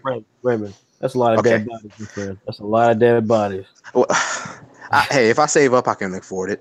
For real. But yeah, I mean, I love everything about it, man. I mean, the colors. I mean, I know everybody's been saying it's kind of off the charts, but that's my favorite part about it is the colors. I mean, they're just so bright and vibrant, and I actually like the fact that Sano's kind of mysterious. I mean, because even though we can't see his face, everybody still knows it's Sano. So it's not, it's not to a place where so much of him is hidden that you can't tell what it is. And it also reminds me too, Fred, you probably know about this, but back when I was growing up, they had these coloring books and they always had these like colorful dolphins and kitty cats on them. You know what I'm talking about? Okay, anyway. So it reminds me of something from my childhood once again. So I really enjoyed the piece. Cass looks great. I mean, she looks really, really, really good. I even like Crunch Time. I mean, I don't really see where the colors are off, but it's just heavier. That's all. It's just heavier. Yeah. To me, it's like you said. It's a style. Yeah. To me, it's like what you said. It's a choice. Like it wasn't a user error or anything like that. Everything on this pick was done on purpose, and I like it. Raymond, just if I could interject real quickly, I think the brand you're talking about is Lisa Frank. Yes, thank you. Morgan, I love you. Yes, that's what I was talking about. Yes, what I'm talking Frank stuff all the time, so I know. Fred, you should know about this. When you do magazines, they're still there. They're called Lisa Frank. Coloring books. Name. Yeah, I've heard the name. Yeah. You have to look them up. When you look them up, you'll see exactly what I'm talking about. Like they're all cats, like kitties, dolphins, like unicorns, and they're all just like super bright colored covers. Okay, all right. I mean, folks, y'all don't know this, but they all make fun of me when I tell, like, don't you remember Super Friends? Jose Luis Garcia Lopez had the Justice League running. I want to do something like that for Saturday AM. And they thought that when I showed them the images from my childhood, they made fun of it. Now they're telling me, do I remember Lisa Frank and her freaking coloring books with cats and dolphins? And the answer is hell no. But regardless, there you go, folks. That's how it works when you're the screaming guy in a picture. That's how it works. All right. So last but not least, Jen, what did you make of this piece? Jen, did I go to you? Yeah, no, we hadn't gone to me. Sorry, before the cat knocked my microphone off. So that's where I disappeared. Lisa Frank, man. Lisa Frank. That Lisa Frank. The oversaturated colors, I actually really like that about this picture. I think the difference is if this was a comic and every single page was colored like this, then I think it would get to me. But the fact that it's a pin-up and it would, catch it, like if this was the cover of Saturday AM, like in a comic book shop, then people would be naturally drawn to it. So I think the saturated colors really, really work. All the characters are super dynamic. I even like the Sano walking away. I think it's very cool. Mm-hmm. The only nitpicky thing is I think Cast's right hand is a little too small. I was getting ready to say, I was like, her hand is it's wonky, very small. Yeah, the hand's not right. Yeah, I really like the composition. It's really beautiful. Yeah, I love this piece. Okay. So this time we're going to give Jay Oden's thoughts and, of course, that of White Manga. So if you guys love these two exceptional artists, let's hear what they have to say about these pieces. We're going to start with Jay Oden and give his thoughts on the first image by Richard Milhouse, and then I'll give you my thoughts at the end of all this. So Richard Milhouse, Jay says, this is so hard. I absolutely love the colors in this picture. I love the style too. It legit looks like a crossover anime. I can totally see these characters going on adventures, an hour-long episode of something. The only reason that I hesitate on it is because the colors in Amber's picture are just as strong and feature just as many characters, if not more. White Manga says, the composition here is great. I think the anime cell shading coloring style is very successful. The characters look great in the style, and the digital background painting here is heavily appreciated and frankly a joy to look at. The poses are unique and somewhat true to the characters themselves, especially Azu from Crunch Time at the top. I wish Cass extended her special arm, instead of the normal one to show it off, but that might be me being picky. The illustration overall is very well done with great and professional detail. And then next we have Amber Valdez Council. And folks, real quickly, just as I always do, because I want to promote and celebrate these amazing artists. In the case of Amber Valdez Council, her first week, she's done amazing color every single week. In fact, I even said about her in a previous episode, I said, some people, get discovered for one thing, other people get discovered for another thing. And so Amber Valdez Council is clearly a great artist in her own right, but I think her color work is exceptional. I think she's by hands down, outside of German Leon with his Copic marker, she's one of the best colorists in the group. If you don't believe me, check out the first week. She did a Shonen Jump piece. It featured a lot of Shonen Jump characters, including a few anime characters and a few characters from other manga in Japan. But her color scheme work in there is extraordinary. I mean, there's a part of it where it's going out of space, and the color is just extraordinary. The second week, she did a Scooby-Doo piece, which again features that sort of anime style. It's very dark, but the color work there is really, really vibrant. And then she did another very colorful piece. This one very anthropomorphic, which I think actually suits her quite a bit. I think she does very well with animals. And she did an animal piece here in Nevada's mascot versus Loyola Chicago, which had a great run in the NCAA college basketball tournament. And this piece, folks, if you can find it, it's round 3. It is amazing. It is literally amazing. It's got some beautiful color work in it. You can't go wrong with that piece. And so here we are at this piece, very, very vibrant. I'll give my thoughts on these two in a moment, but let's first go back to Jay Oden and hear what he has to say about Amber Valdez Council. Jay says, I really like this one. This looks like an amazing Saturday AM poster. I love the colors. Every character looks exactly like their counterpart. It just looks amazing. The colors are very vibrant, and I think it all works together very well. White Manga, creator of Apple Black, says, another colorful and well-rendered piece. All the AM characters look great in this illustration. That said, all the colors in this piece make it a little hard to focus on one thing, as there is a lot of saturation in the color. But the poses and overall style bring life to the AM characters in return. The clock at the bottom left is also rendered stylistically and creatively with Miss Clock hidden inside. Folks, I swear to God, I created these characters and I did not know her. She was in there. The poses are very true to the characters too. I do wish the lightning from Cass' hand made more impact and lighting affecting the rest of cast a little more. Here's my very straightforward feeling about this. I think, like I've said, frankly, for every one of these, I think we've got a problem because I think both these pieces are really good. I think they both have the same problems. I'm always amused listening to people because to me, the stuff that people don't refer to are things that I think are just problems that just affect it dramatically. And on the other hand, the things that people seem to fall in love with, I think are great. But I expect you to be great, right? If you're doing this, you're trying to win this tournament, you should be doing good stuff. This first piece by Rashard Milhouse, I wasn't shocked at all this was Rashard's piece. This doesn't surprise me. I think if you go back and look at Rashard Milhouse's piece week to week, he doesn't have a style. What he has is competency. He is hands down. We talked about this with Jalen Tate Lucas. Rashard is an artist, and this is why he reminded me of Bailey Boutel. Bailey Boutel last year went from strength to strength, meaning that he contoured his style.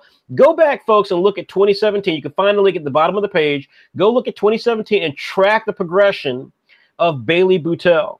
And you will see that his first week, the image was really good, but it was not even in the same time zone as his second piece, which was not even in the same time zone as his third piece, which was nowhere in his, compared to his fourth piece. I mean, Bailey Boutel just went from strength to strength, and he always shifted what he was doing. He worked in different mediums.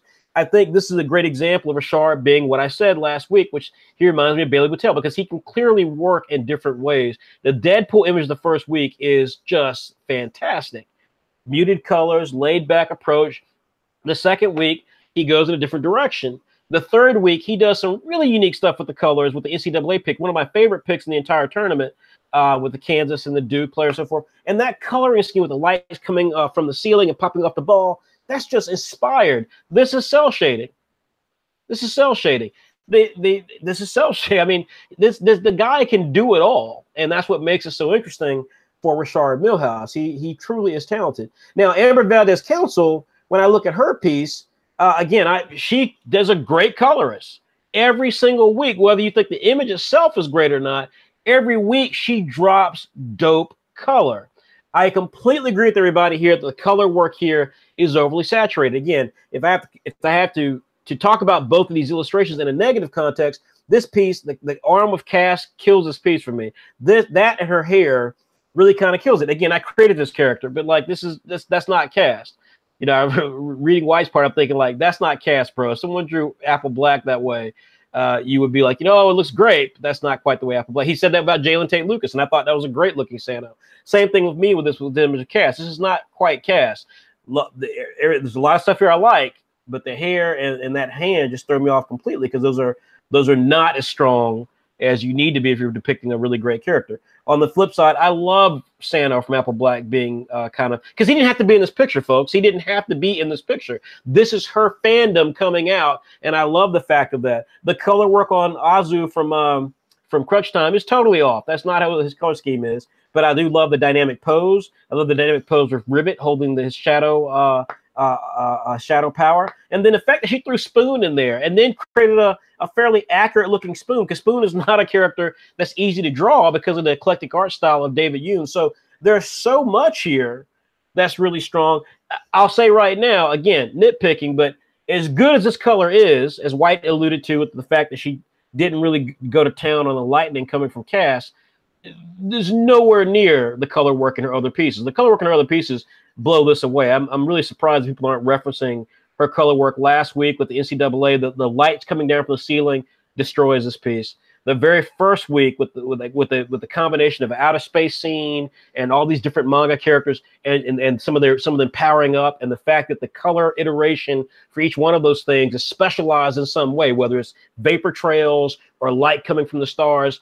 Her color work is exceptional, and I think she's got two pieces that blow this one out of the water.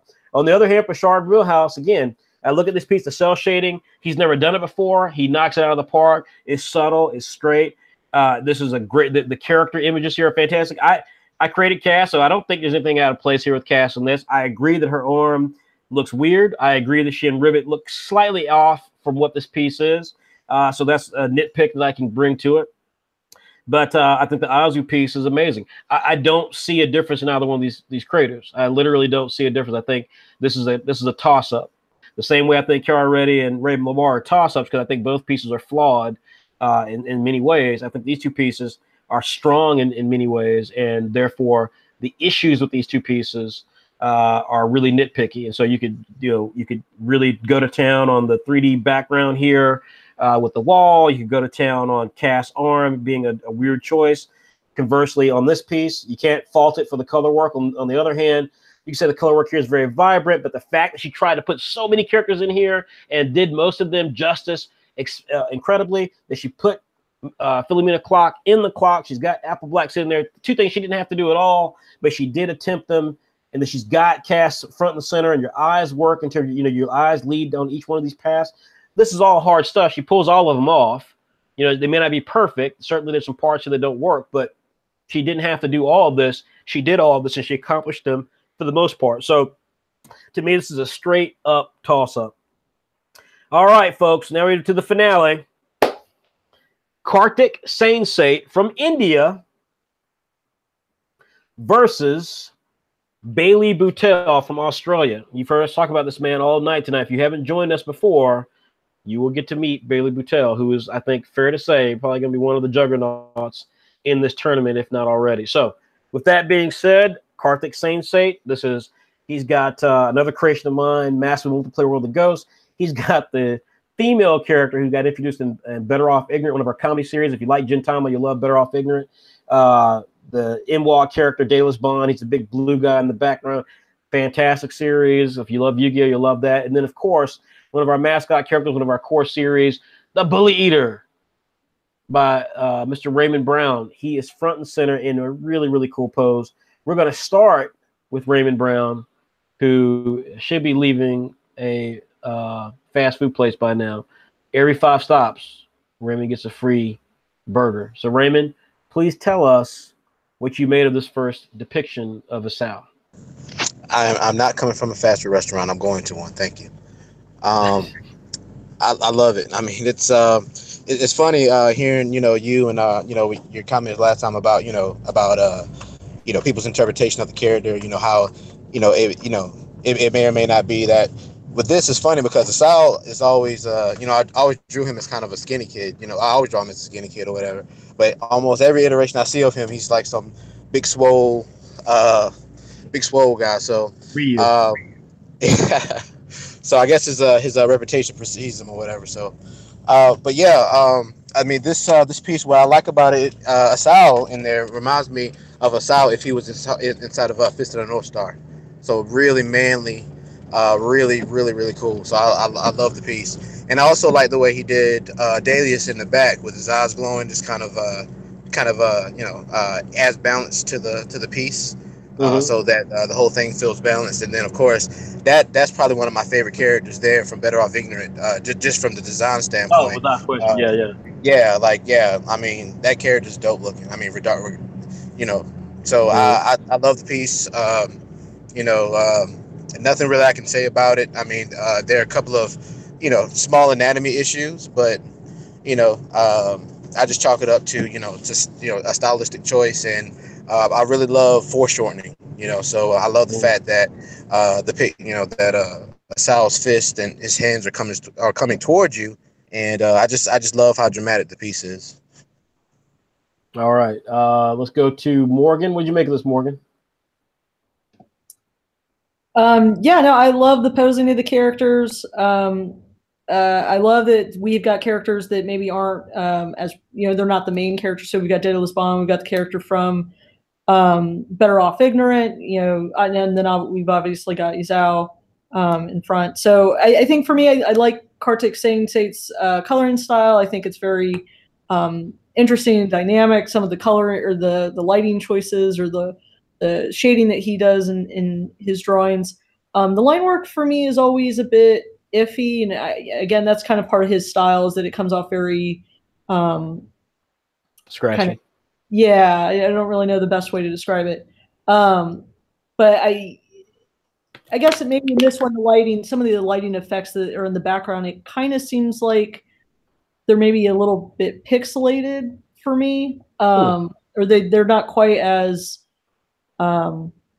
refined, I think, as some of the other shading and highlights that he's doing throughout the piece. But otherwise, I think the strong thing for this was the characters that he put in there, kind of what they're doing in the piece, and then also the foreshortening, as Raymond said. I think that was really strong.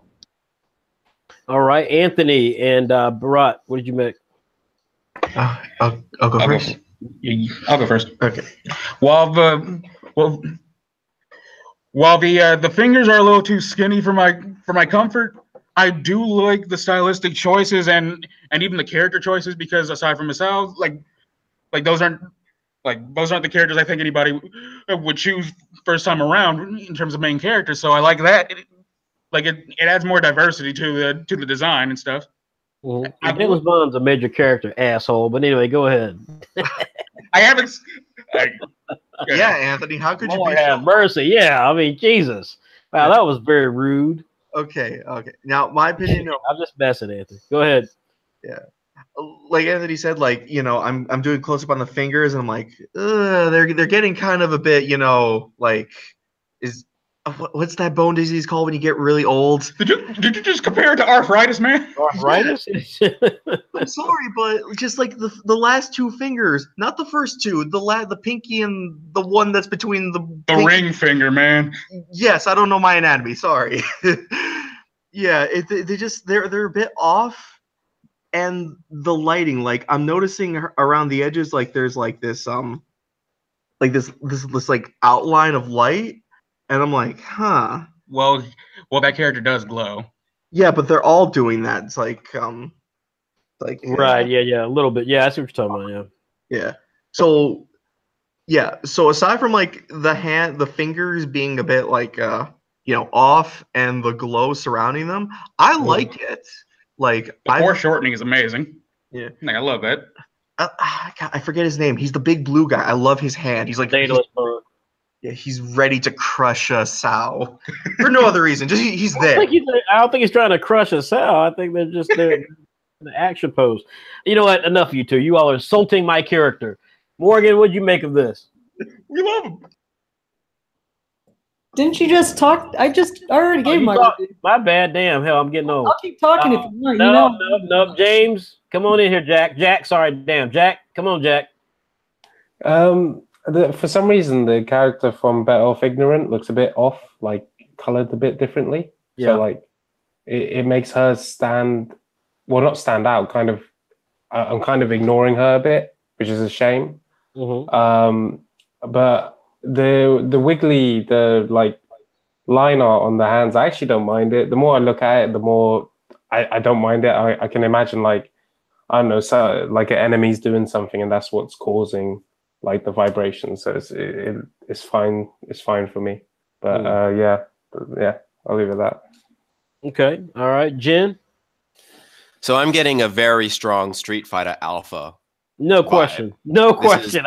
No question. Yeah. Yeah. So this is definitely like, this is Street Fighter Alpha all the way. To me, like I think I'm much more positive on this picture than everybody else. I think Kartik Sensei brought it. It seems like he's like I'm up against Bailey Boutel. I have to bring everything that I have, and I love the fact that Isao's looking to the right while in Bailey Boutel he's looking to the left. So it's like a real fight's going on between these two pictures, right? Which neither one of them planned. I mean, right? Obviously, they didn't talk to each other. So, yeah.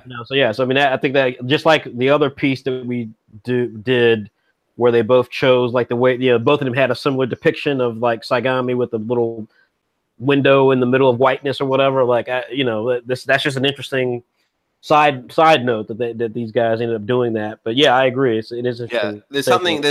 Yeah, something very special about that. And I don't know, I really like this piece. I do agree that the Better Off Ignorant character, see, I know why he's doing that glow around them to split them up from each other, because she sort of, blends into the multiplayer World of Ghost character. So I wish he actually went a little bit stronger with that outline, because I can see that they're not actually in the same place. They're just three characters doing three cool things. You're right, totally. I was getting ready to say that. Yeah, there's nothing about these characters that should make one think they're together. This is clearly just an artistic interpretation of these three characters. But I don't know. Where are you looking at this on? What are you looking at this on? I have the website open. I'm looking straight at the picture. Desktop? Yeah, on my desktop. Okay, so that's funny because I've noticed this the last few weeks. And so I started doing this. So when we do these chats, I have the desktop open. I have to, because that's how I'm managing this chat. But I also have my iPad with the Retina display, my iPad Pro, and and it never fails that they look like two different pictures. I swear to God, they look like two different pictures on an iPad versus on a No, desktop. you're right, because I got the same thing. I got my iPad and the desktop, and it looks completely different. The colors, Totally. everything. The girl stands out. She stands out, you know, not great, but she stands out much better than when you look at it on a desktop. And so it, you know, it is one of those interesting things. And that's not for anything. I'll give my thoughts in a minute, but I did want to make that clear because I know I was thinking about this last week. We were talking about this, and I remember looking at one of the images on the iPad. I kept thinking, like, holy crap, like this looks totally like if someone's watching this on an iPad or a tablet or a really good smartphone with a really high res screen, they're listening to us thinking, what in the hell are they talking about? Because that does not look like this picture. This picture is vibrant or more complete, you know, yada yada. Okay, so that was it for you? Yeah, that's basically it. I love this piece. Okay, so then let me give the thoughts here from our two distinguished creators. Andrea Voros, who created Saigami, one of our most popular series. Her comments are very cool fan art. This gives off vibes like old school manly macho manga or some sort of seinen titles. The coloring is simple and yet fits the style. Maybe the color palette feels a bit dull, but I'm not saying it doesn't match with the atmosphere. Strong piece. And then White Manga creator of Apple Black says, great composition in this illustration. I commend the artist here for challenging themselves with the dynamic poses and multi-layered cell shading. That said, the line work could have been better served with a steadier touch, especially on a Sal and Daedalus Bond. Overall, the piece would benefit from a little more accuracy with the way things are placed, but the drawing is also a pleasure to look at, and the style is great regardless. So, folks, I'm going to give my thoughts here real quickly, and then we'll move on to, of course, Bailey Boutel. Listen, so as I always do, you know, and again, I wish folks that, like I said, we're small budget, so I wish I had it set up where I could just cycle through each one of these creators like that, but I don't. We'll do it next week. So you'll have to do it yourself. Scroll down, folks, go to round one and check out Karthik Sainsate. Now, Karthik Sainsate, he came onto the scene declaring himself a major force to be reckoned with. He knocked off a super talented young man named AJ Valenti, who had a great piece. Still one of my favorite visceral pieces, Captain America versus Superman in week one. He had a piece. Karthik from India has a piece the very first week featuring Joker and Deadpool. And I implore you all to go look at this piece. Not only does it have a really, really intriguing and complicated setup, you know, they're sitting inside of a house, there's a flat screen TV. They're clearly in a little shithole because the walls got like torn wallpaper on it. Joker's written on it. He's throwing a knife through a photograph of Batman. Deadpool's slurping on something. They got popcorn. It is such a detail, and the look on Joker's face is just amazing. Like, it is, I mean, Karthik is a master. It is literally amazing. His second week, he went a slightly different route with it, and this is when I started recognizing Karthik as being a definite force. Now, that being said, it's not by far his weakest piece he's got in the whole tournament. It's a Street Fighter versus Zelda piece. Link is charging up some sort of electrical energy, as is Ryu with his Hadouken, or Shoryuken maybe. But it's got a really crazy bitmap, you know, pattern going back in the background. But it is a strong piece. It just shows artistically this guy's got a lot of style. He can try different things and he pulls them off. The third week with the NCAA, I really love this piece. It's still one of my favorite pieces in the tournament. He does 3 different depictions of 3 different mascot characters in the NCAA college basketball. Every one of them has a unique look to them. Every one of them has a bit of a manga-ish style to it. There's that look on the Duke Blue Devil, that kind of like, you know, crazy devilish smile. You've seen that in manga, folks. You've seen that exact expression, but there's no question that this is Karthik's take on that. But the fact that he nails it so accurately, to me, is mind-blowing. Likewise, the Purdue Boilermaker, the guy with the hammer, he's got that classic manga look where you got the hat down, and so therefore it's covering the eyelids. But instead of the eyelids, we get these 2 little white dots. Again, that's a manga-ism, and he depicts it perfectly. It's still his style, but he depicts it perfectly. The characters have different body shapes. It's just an amazing piece. We come to this piece, and again, this is Street Fighter Alpha. I couldn't agree with Jen more. That's the first thing I thought of when I saw it. This is Street Fighter Alpha. He's going for Street Fighter Alpha look. The fact that he chose these characters, I thought was really inspired as well, because you know, again, he could choose any characters. Dallas Bond is a very popular character, Anthony. So he chose this big character, this monstrous sort of character. But the way he did a Sal and the fingers, yes, they don't work exactly, but they work damn well enough because that's just something that no one else is going to attempt. And Karthik attempted it. Then he, of course, he's got in there the young female whose name escapes me from Better Off Ignorant. But he didn't have to choose her, but he chose her to just throw in more of that diversity. And so I think this is just an extraordinary picture. Karthik is a scratchy artist. There are artists who are scratchy. You know, I'm trying to think who's a scratchy artist back in the day, but they've always pulled it off. There's just so many artists like Greg Capullo. You know, I mean, there are artists who are just scratchy. He's scratchy, and so what? You know, like it works. It works for him. The cell shading on Sal's arm is just dope. It's just so dope. The look on Sal's face. I mean, if anything I had to nitpick, it's the fact that I think Dallas Bond could have looked cooler. You know, he's obviously this big character with a lot of cool patterns and so forth on his body. You can get some cool lighting effects with it. Could have been a little better. I would have loved to have seen more of the female character from Better Off Ignorant. But again, the fact that he attempted any of this, the fact that he pulls it off, the fact that we can see a history of his work and just see that this is a quality artist every single week, always trying something a little different. Karthik, this was a real challenge. This was not an easy match at all. That being said, he's up against Bailey Boutel. And folks, this is Bailey Boutel from Australia. Let's start again with Raymond Brown. You get the honors, Raymond, since your character is featured front and center. What did you make of this? Lord have mercy. Don't crash the car, Raymond. Yeah, I almost did just now, but while you playing. I mean, good Lord. I mean, this is so good. I mean, it's so good. It puts me in mind of the Street Fighter 4 art.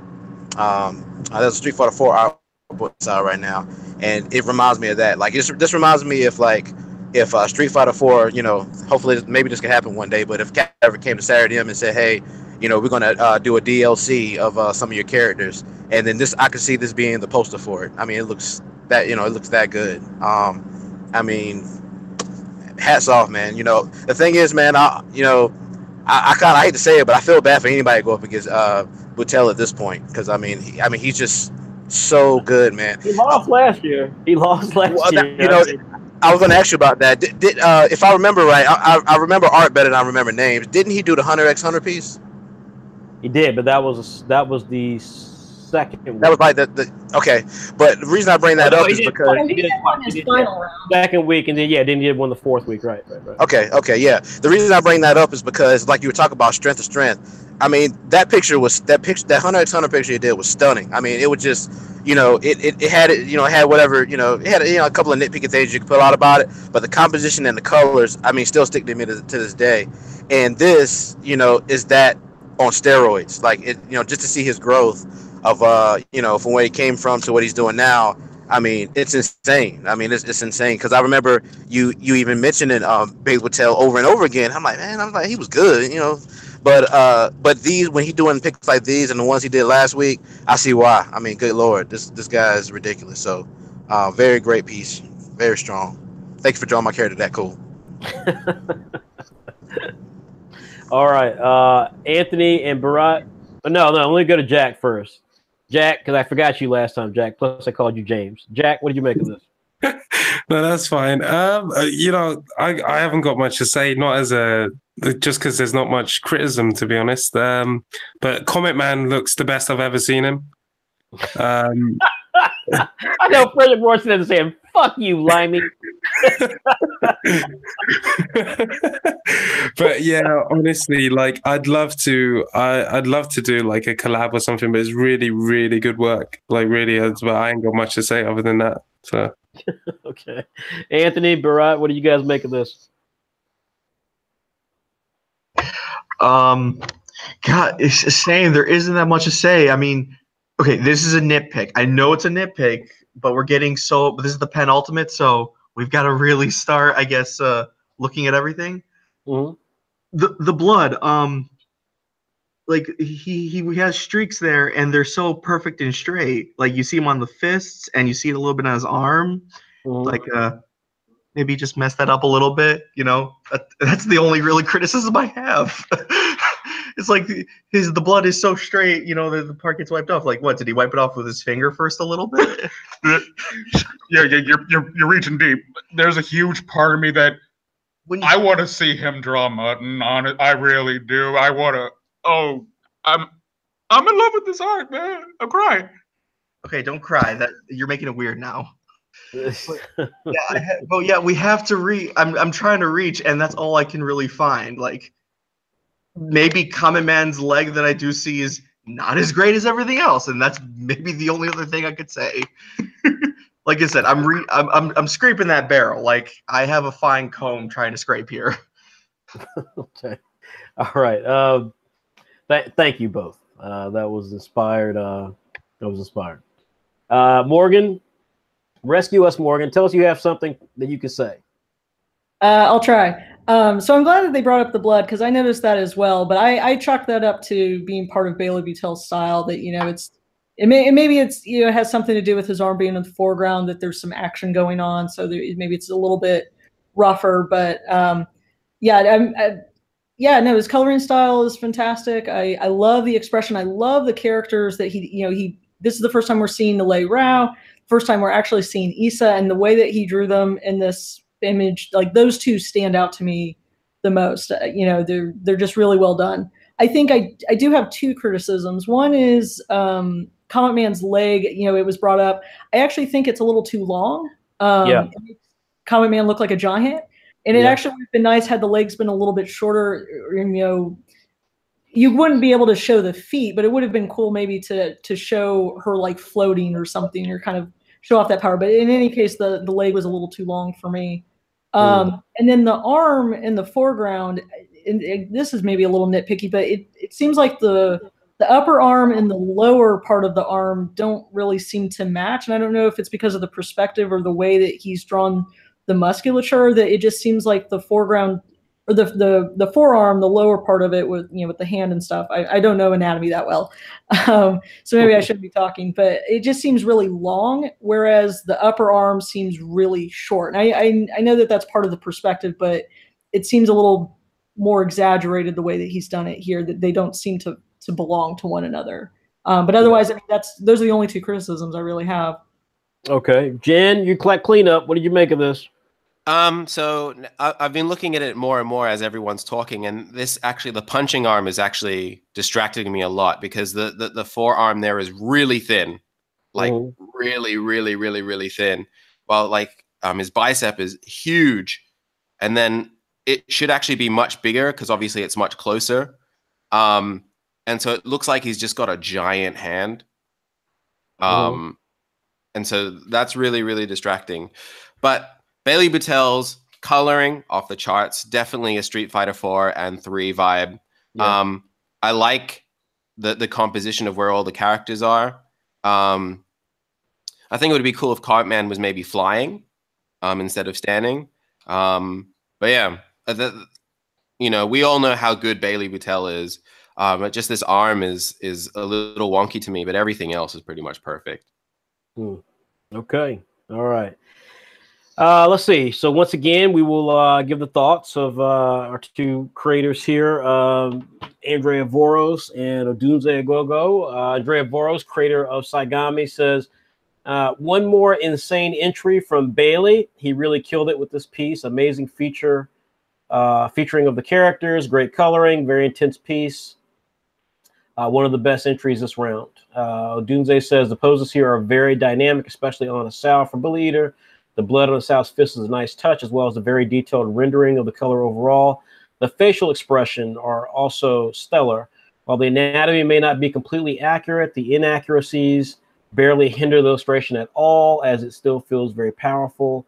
The composition in place for Comet Man could be better, but beyond that, this was great to see. Folks, so you've heard talking about Bailey for the whole episode. Bailey's a young man from Australia, obviously very talented. Again, I implore you, for those of you who are watching this saying, I want to be an artist one day, understand two things. One, Bailey isn't an artist for us. He doesn't draw a Saturday AM series. And so let me just say up front, and I think Bailey would tell you guys this as well. Bailey still got a long way to go. Drawing a comic, I'll say this as I've said it before. you can be a great illustrator. You can draw really beautiful works of art imagery, but that doesn't make you a comic book artist.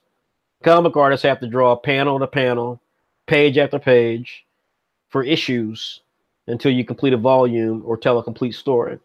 That is a comic book artist. That means backgrounds, this, that, and the other. You got to do all that stuff. There are a lot of great artists that we've seen in this tournament tonight and seen this tournament for the last 4 weeks. And I would be hard pressed to tell you that many of them, a few of them for sure, and a few of them that I know for sure are people who didn't make it past round 1 or 2. But beyond a few of them, you know, frankly, quite a few of these guys are great illustrators. They probably won't be great comic book artists, because to do a comic book art means you have to actually draw, like I said, panel to panel.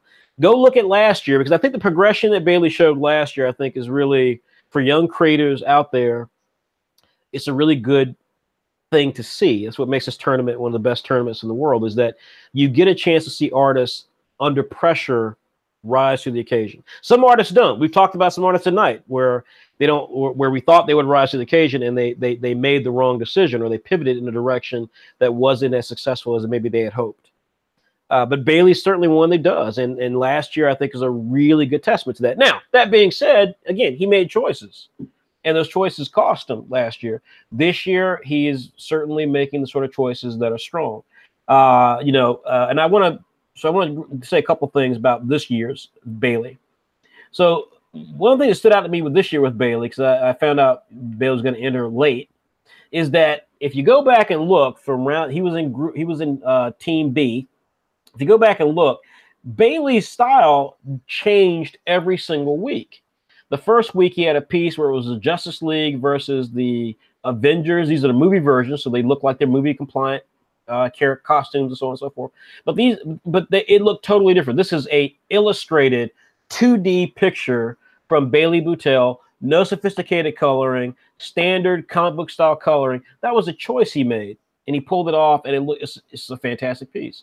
The second week, he ended up doing an image that was more, in my view, more in Bailey's wheelhouse, which is Street Fighter. And that is coloring just like this. This is the coloring style from Street Fighter 4 and Street Fighter 5, the 3D version of Street Fighter, with that kind of weird, heavy ink tone and kind of, watercolor sort of look to the coloring procedures. And so he did a great job with that piece. And that's when you saw that Bailey could really do it. Then the third week, again, he goes back to the style he employed the first week. This is a much more subdued, still very, very visceral image, but he has like 8 characters, NCAA mascot characters, and some of the depictions of the characters are really inspired. Like, he really went to town giving you that character depicted in a way that you won't see those characters depicted normally.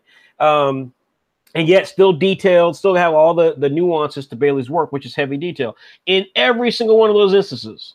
And thinking back to last year, only one of those pictures, I think, had a piece of background in there, or noteworthy background. So again, this is a young man who is super talented. I will go along with everyone else. That when I look at this piece, having created one of the characters on this piece, the Comet Man piece stands out to me. This is a character created by Frederick Ward, because the legs are too far apart. They look a little weird. There's no question. And he also takes some liberty with the costume, which is okay in my book. I think fan art should be fan art.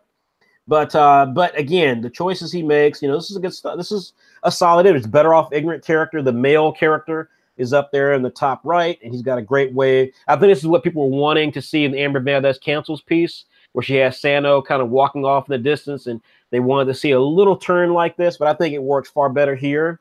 I think it's just, this is the way you do it. If you're going to do it, I think the way Amber had it with him being in the bottom corner, it just wouldn't have worked anyway if they did it. I think the way she had it portrayed was better, the way she chose.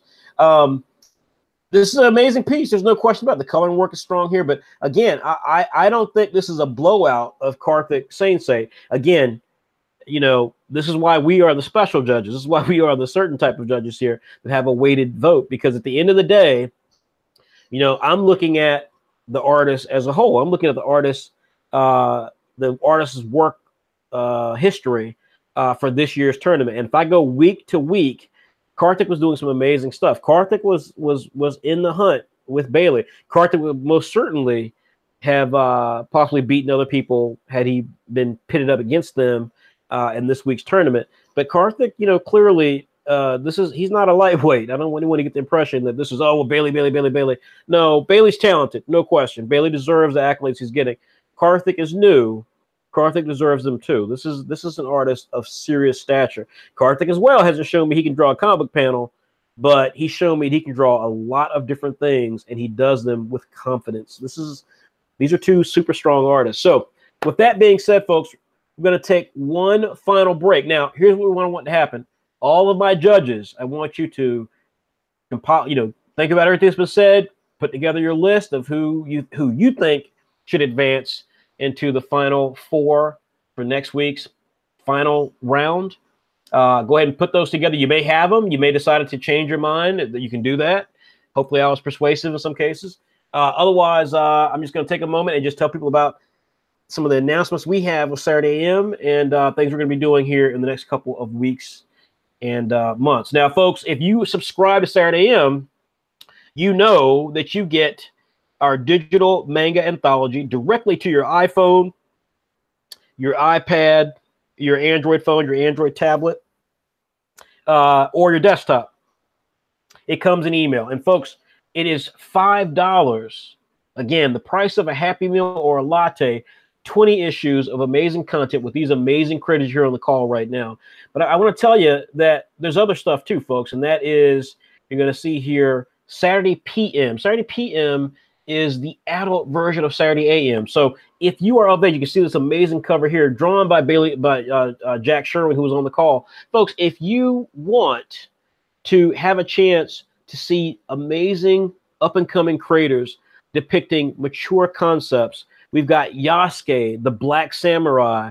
This is an actual character who existed in the feudal era of Japan. This was a slave who actually went on to become a samurai. Very famous story in Japan. It's getting depicted into a feature film. We're going to be doing an official manga version of it with our story featuring this character, and it's going to be bananas, and it's featuring amazing art by an upcoming creator called Robert Burnens. We've got Quick Draw by Australian creator Kai Link.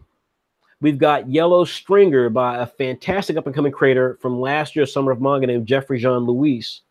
We have, of course, Jack Sherwin's Dark Web, which is a mystery that you can kind of compare to Resident Evil, tying on a lot of things we're hearing happening today, folks, with the cyber security and the cyber wars that are going on here in the United States and around the world. This is a timely series, and I'm really proud of Jack for tackling such a unique concept. And then, of course, we have Bakassi, which is the brand new manga from White Manga. Now, I want to tell you about Saturday PM, folks. This is a subscription publication. We're going to be doing some interesting things with it, including making the first issue free on the website for you to check out. That will be available next week along the same time frame as our Saturday and March Madness final round. You'll be able to go and read the first issue and check it out for yourself, because the second issue is going to be coming out in just a few weeks. Again, it features Bakassi, the brand new series by White Manga. So if you love Apple Black, if you love White Manga, if you love his YouTube channel, then you'll want to check out Bakassi. It's extraordinary. And so you're going to see that plus Dark Web and some other great series in issue 2. But if you haven't had a chance to check out issue 1 yet, we're going to have it available for you for free in the next couple of next weekend, this time frame. Likewise, if you want to check out Saturday AM, we're going to be at Wizard World, folks. If you don't know Wizard World, they are a very popular, very successful independent comic convention that has shows around the United States, from Philly and Chicago to Austin, Texas, and Portland, Oregon, and Cleveland, Ohio. And folks, we were just in Cleveland at the beginning of March. Now we're going to be in Portland, Oregon, around April 13th through the 15th. We're taking Jay Oden, creator of Hammer. We're taking Morgan Walker, creator of Soul Beat. We're taking Stephen Alcade, who's one of our staff writers, and I'll be there as well. Pardon me. And folks, we have some great items there that you can get. So if you want to check out Saturday AM in the flesh, meet our creators, we have tutorials, we have art contests. You can pitch us your manga right there. You'll want to check out the Cleveland show. It's going to be fantastic, and I highly recommend you guys do so. So with all that, I'm sorry, that cough took a lot of me, folks. When you get older, folks, I swear to God, cough like that can kill a man. Isn't that right, Raymond? I don't know what he's talking about. Exactly. All right. So again, folks, we've got some fantastic viewership tonight. I want to thank everyone who has tuned in. Thank everyone. Also, I'm glad we removed the chat functionality. I frankly didn't know we even had it on the first couple of weeks, but you know, it's not mandatory. At the end of the day, again, the folks who tried to co-opt the chat last week are despicable, because that's, you know, this is for the artists who spent their time, came into this tournament. This is not about some asshole who's trying to join the chat and trying to make a scene for himself, trying to ride off of what we built, right off this tournament, right off the work of the creators, just to come in and try to make a name for themselves and act like they've got some significant to promote. I'll say this again, folks. You know, you do not owe trolls the time of day. They are not your friends. They are not your family. And they damn sure are not fans who financially support your work. Social media's gotten out of hand, folks. We see this happening right now around the world. I'm going to give a lesson to you guys right now. The internet's not your friend. And there are a lot of folks who know damn well they would not say this to me or my folks personally, but they get on the internet and think that they've got some sort of liquid bravery. Folks, you can see what's happening around the world right now, from Facebook to the stuff that happened in our election here in America. And it doesn't take a rocket scientist, although a lot of you guys are young, to know that them days of this kind of anonymous rabble rousers is coming to an end. And so if you're not adult enough to put yourself out there and have it affect you for the rest of your life by coming on to someone's website or chat and trying to make a scene because you're looking for a cheap laugh, and these are people who really spent their time and sacrificed effort to make these illustrations to try to win a contest. If that is who you are, your days are coming to an end, folks. So don't be that person. Be someone who does things because you have your own thing you're doing. You focus on what you can do and make things happen for yourself. We're here to support that. So whether you were an asshole or not, if you're bringing your voice to the table and you're committed to doing what you're trying to do and it's positive, count Saturday AM as a friend. If you're here to just be disruptive, to be rude, to be ignorant, to show people that you don't actually have the talent you think you do, then we're not here for that. We don't support that. Folks, we've gotten lambasted by people who've said we were too black, said we were not black enough, who said that our diversity and our liberalism and various things were wrong. Folks, we've outlived them all. We've got companies who are contacting us every single day. I've lived this life a long time, folks. I can tell you right now, there's nothing worse in this world than to be one of those loudmouths who says a lot of crazy things, tries to attack people like me and my creators, and then turn out to be wrong. We continue growing, and you don't accomplish anything. Our haters are a mile deep for those who've actually attacked us in the past, and yet here we are about to drop issue 84, about to have our video game come out, about to drop books out into international territories, and these folks, literally the same folks I'm thinking of, the same folks who go to every video we do and try to do a downvote, folks, they have not accomplished anything close to that, if they even do comics anymore. Don't be that person. I'm old enough to tell you that those people exist, and that is the worst feeling in the world, folks. I can tell you it's got to be the worst feeling in the world to be someone who was so adamant you were going to try to destroy somebody else only to watch them go to strength to strength. We're committed to our success. You need to be committed to yours. Don't come on here and be disrespectful. With that being said, we're going to be at Wizard World, Portland, Oregon. If you want to come see us, we're going to have a lot of free stuff, a lot of cool stuff, a lot of exclusive stuff that you can buy for the first time. So, folks, if you love independent manga creators, if you love diversity, if you stand for things that are positive, then come support Saturday AM. Subscribe to our digital magazine, $5. Support, buy our books, buy our prints, buy our t-shirts. You can find all that's in the store or on Amazon. Come to our website, hang out. We got a lot of free comics to read. Issue 84, if you're a subscriber, comes out later this week, so you'll have that issue. Features an amazing Titan King cover by Tony Dawkins. And then, of course, you can meet Morgan Walker, you can meet Jay Oden, you can meet myself, Stephen Alcade as well, at Wizard World Portland. Last but not least, our video game. We got some great details coming about that soon. I'm sorry, last but not least, Summer of Manga. We revealed the Summer of Manga in issue 83. So if you want to have a chance, you're not going to be in Portland, you want to have a chance to get your work presented, you don't want to be one of these fools on the internet talking crap. You want to be someone who actually has something to show for what you're doing. And folks, Summer of Manga is your thing. Go to Summer of Manga. Go get issue number 83. You can get it. It's 99 cents, folks. It's 99 cents. You'll buy something stupid on an app for 99 cents. It's 99 cents. Get it. In the issue, you got the details to the Summer of Manga event. You can register for what you're going to do from a comic story standpoint, and we'll evaluate it. If it sounds good, then we will publish a short story in an upcoming issue of Saturday AMs, folks. We had a tremendous run of this last year. We discovered some amazing creators like Jeffrey Jean-Louis.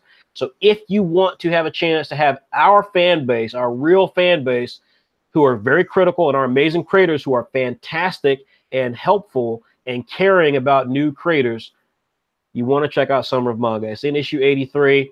I'm sure there'll be some questions while we're doing this that I'll be happy to answer, but there you go. So with all that being said, folks, let's talk about the round, and let's discuss who actually advances from this round. Now, again, we're not going to be able to solve that right this second. And there's a couple of reasons for that, because what we do is we do a complicated mix of inputs that we evaluate through an algorithm to determine who the proper winner is. This keeps it fair. This keeps it just. So from that standpoint, we have everything from fan votes, which in case you can vote. You saw it on the website. That'll be cut off here in a few minutes. You can also, there's also social media activity we look at. We've got other things that we look at to judge how the image did. We've got a set of guest judges, and then we have the core judges. And so all of those are weighted votes. We put them all together in this algorithm. It spits out a number. We then double check it to make sure there's no funny business going on. And then where the chips fall are where the chips fall. And in this case, there are going to be 4 winners no matter what. So with that being said, because again, particularly in this case, the creators of the series obviously are going to have some very special votes. So with that being said, I'm going to give you some of the information regarding who we think won these matchups. And so we're going to go matchup by matchup. So here we had Delvon Johnson with his very interesting color style, Zenith from Z Forever, Sano from Apple Black, Zero from Zero King of Thieves. This great piece was up against this Apple Black piece featuring Sano by Jalen Tate Lucas, kind of exiting a comic book store. Even I make a cameo in this. I'm not sure that's me. I think that's Raymond. But regardless, Mutton Chops in here, Z Forever's in here, Zero's in here on a picture. Really interesting image. We told you what we all thought in terms of in-depth critique. That being said, folks, what do the judges think? Who should emerge from this? So we're going to start with Raymond Brown. Raymond, who did you think between Delvon and Jalen Tate Lucas? Who got your vote? I got to go with Lucas on this one, just because I want to see more. I've been enjoying his stuff since the beginning of the tournament. So, and he did another strong piece this week. Just want to see another one next week. Okay. Morgan, what did you think? I gave it to Lucas again. I think his coloring was a little bit stronger. Well, actually, a lot stronger in my opinion. And I just think it was a really strong, a strong piece from him this round.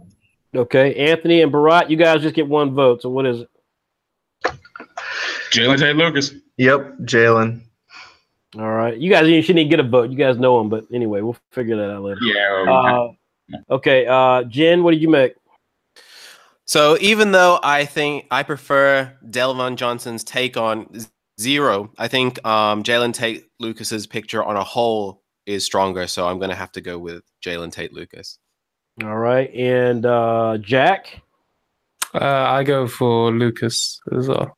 All right, and folks, I have to say, it was, I've seen Delvon's work. I've talked about it every week. I like a lot of what Delvon had here in the piece. I can say right now, I can see Delvon doing something for Saturday AM because he's got some interesting aspects of what he does. That being said, of course, I will most certainly admit that without question, the Jalen Tate Lucas piece just had more. It was more interesting, was more dynamic, and that gets my vote as well. So we've got a full sweep for Jalen Tate Lucas. Doesn't mean he's going to win, but it is. I must say it's ominous here that we did give it to him. Kiara, ready?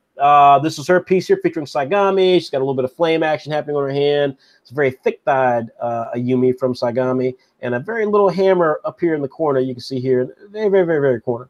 And she went up against, this is all female round here. She went up against Ray Lamar. Now, Ray Lamar took a very different approach here. And so while that pick had a lot of interesting stuff going on with it, for this is a very different sort of setup here. We've got several characters on the screen, including Hammer here at the top. But we've got 4 characters, Soul Beat, Ayumi here, which seems to be a bit more accurate version of Ayumi, in my opinion. And we have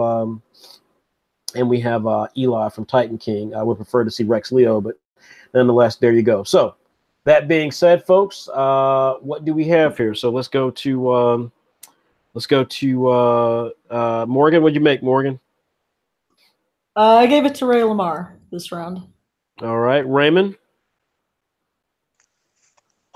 I'm from my phone. I can't see. It was Reddy did the first pick, right? I can't see. Kiara did the first pick. Kiara did the first pick, which was the with Sagami by herself with the hammer thing in the middle. So, okay.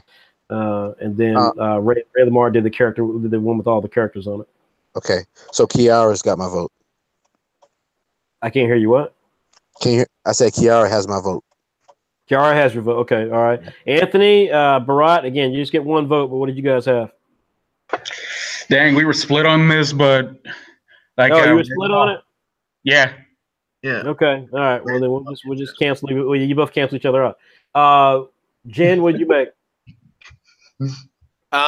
So I'm a big super fan of Kiara already, but I think when you put these two pictures together, Ray Lamar is stronger, so I'm gonna have to go with Ray Lamar. All right, Jack. I go for Kiara. Ooh. All right, and Morgan. I already gave my vote. Damn it, Lord! Did you really? I thought Raymond gave his, so you gave yours.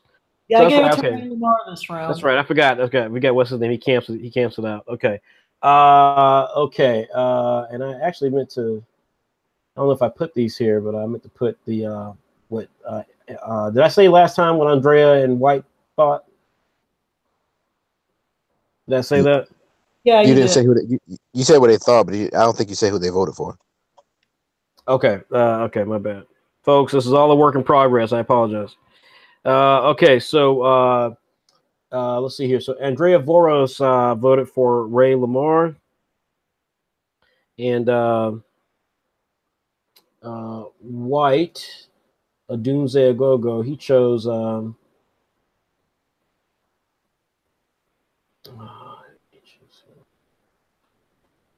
he chose Ray Lamar as well. And I will admit I chose Kiara already, and so again, right now it's looking more like Ray Lamar. Kiara Reddy, again, I was disappointed. I thought she could have brought more, but I've seen Kiara. I know what Kiara's capable of. There's some real stuff there, but Ray's rock star as well. So strong pieces. Not one of them my favorite pieces from either of those artists, but nonetheless, right now, as it stands right now, Ray Lamar's got the slight edge here. So we'll see what happens. Next up, we have Richard Milhouse with the cel-shaded take on some of the characters versus Amber Valdez Council with her very strong color scheme featuring these characters. So with that being said, Morgan, I'll go to you first, like I did last time. What did you make? I did Richard Milhouse. Richard Milhouse. Anthony Barat. Richard. Like, I love that background, Richard. Yep. Okay. Jen. Richard Milhouse. All right. Jack. Amber. Okay. Raymond. Amber. Uh-oh, folks. Andrea Voros gives it to Amber. And White Manga gives it to Richard Milhouse. Okay. And I gave mine to Richard as well.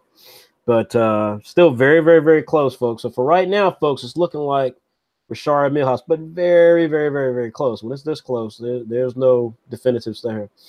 All right. So next up, we have Karthik Sainsate from India. And he is up against Bailey Boutel from Australia. So this is a truly international conflict. Let's start with you, Anthony. What did you make? Bailey Boutel. Yep, Bailey. Okay. Jen? I'm going Kartik Sainsate. Whoa. All right. Jack? Bailey. Raymond? I give it to Bailey. Morgan? Bailey Beutel. Okay. All right. And White chose Bailey Boutel, and Andrea chose Bailey Boutel. Because I figured everyone was going to be voting for Bailey Boutel, I gave mine to Karthik. I think Karthik is super talented. I wanted him to get a little love here. We don't know what'll happen. I haven't looked at the votes and stuff, so I can't say for sure. So as of right now, folks, the winners appeared. Our final four appears to be Bailey Boutel here with this amazing piece featuring several characters, including Bully Eater. Rashard Millhouse edging it just slightly with this piece here featuring Clock Striker, Crunch Time, and Rivet. Let's see here. Ray Lamar edges on this piece here. Is this right? Ray Lamar? Yeah. Ray Lamar just edges on this piece here against Kira Reddy. And then last but not least, Jalen Tate Lucas, who was the only universal one in this round. So Jalen Tate Lucas, the only universal one this round. And he went up against Delvon Johnson. So again, folks, like I said, we're going to be checking this against the votes, which you can find on the website. We'll be locking those down here shortly. We will also be looking at all of our guest judges, and I can tell you that those have been in for some time, but I haven't had a chance to run through them all. But without question, there is a picture that forms with that one as well. So with that being said, well, thank everyone for being participating with this event. I don't know if there are any questions. I checked our Twitter. I didn't see if there are any new questions, but I'll be happy to answer some if there are. Let me just see if there was any questions that got put in here. Like, I'm checking the YouTube chat right now. The YouTube chat is up. Yeah, the YouTube chat's up. Lord have mercy. Thought I had deleted the damn thing. All right. Well, then what did it say? There wasn't any hate this round. But I assume some of our fans, some of our hateful fans left. What is there any questions that I can answer then? Anthony, why don't you be our guide here? Anything that any questions that have come up that needs to get answered? Artists, by the way, again, just give me a moment, but I will give you guys a proper out, and then I'll take some of these questions further. But just give me a second here. Yeah, Anthony, do you find any questions there? None right now, though. We are kind of ahead of the chat. We what? A little time to catch up. Okay, all right. Well then, folks. Well then, that's gonna be it. I'm gonna answer a couple of questions like I did last week. I know a lot of people like that. They rarely get a chance to ask us questions directly, and I've got a few more minutes before I've got to get back to stuff I've got to do. I know Raymond's traveling by car. Some other people maybe have just gotten up in their respective countries. So if you guys are welcome to stay, my fellow artists. If not, I definitely want to make sure we give a proper shout out to you guys. So, folks, again, if you are tuning in, as I indicated before, you want to check out some amazing manga. These guys are producing some really amazing stuff, and I really hope that you will take it upon yourself to give these guys a check and see what amazing stuff they're coming up with. And you can see here, this is a list of all the different series that we offer within Saturday AM. The creator on this first line here, you can see Bully Eater. This was depicted by Bailey Boutel and Karthik Sainsate. The creator of this is Raymond Brown. Raymond, thanks again for being on the chat tonight. You have any follow-up questions for him? Any comments you want to give everybody? No, it's been fun. It's been fun. Thanks for having me. Love the great artwork. Keep at it. Can't wait to see next week. And yeah, good times. All right. And Raymond, you and I, we got to touch base. There's a lot of stuff we got to try to get done this week. I know you got to travel and I've got to travel. So we have to get together on quite a few things this week. Folks, of course, I do Clock Striker. Clock Strikers are one of our biggest series. You can expect to see more Clock Striker. White Manga, of course. He wasn't here tonight, couldn't join us tonight, but he did take time out to give us very detailed thoughts on all the artists. His series, Apple Black, of course, is a standard, a really, really big title for all manga, independent manga at that.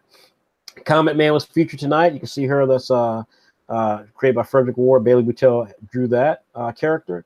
Mutton Chop, the two guys down here in the end. This is a very cool, funny animal book featuring some very, very funny animals. Anthony Jackson and Bharat Lajani are the creators of this work. Guys, any comments you want to give to folks? You pronounce his name wrong every time.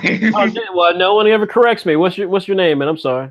It's Lumani. Just imagine the J is silent. Oh, Lumani. Okay, yeah. Again, we've been through this many times. I was calling somebody Jaime for almost 2 years until they told me for the faux pas with your character.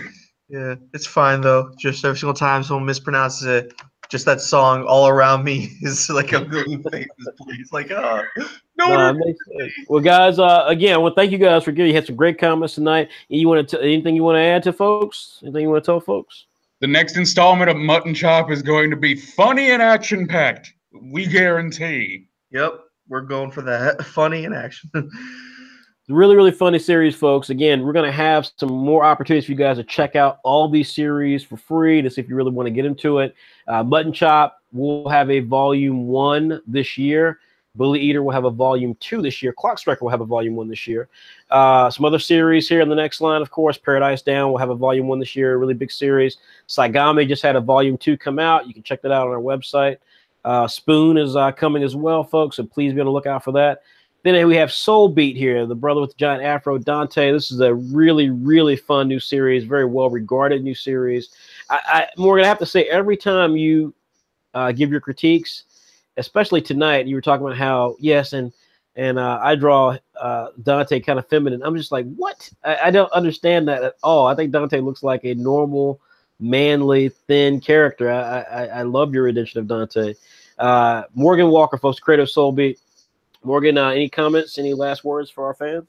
Well, I'm not the one who said I draw him thin. I think that was Raymond talking about Izao. I just always feel like the way that I draw Dante, he doesn't come off, unless he's throwing punches or something, he doesn't come off quite as epic as what everybody else draws him. But in any case, yeah, no, it was great being part of this round again. I love giving my feedback and stuff. So congrats to everybody who made it this far, and looking forward to seeing what's done for the next round. All right, and last but not least, we'll get to Jack Sherwin here in a minute. Like I said, I want to talk about Saturday PM. We have Jin from China. He has got this wonderful series called Zero King of Thieves. Folks, you will be able to see this on the site very, very, very soon. We're having some issues trying to get everything uploaded onto the site, but this is a worthwhile series, folks.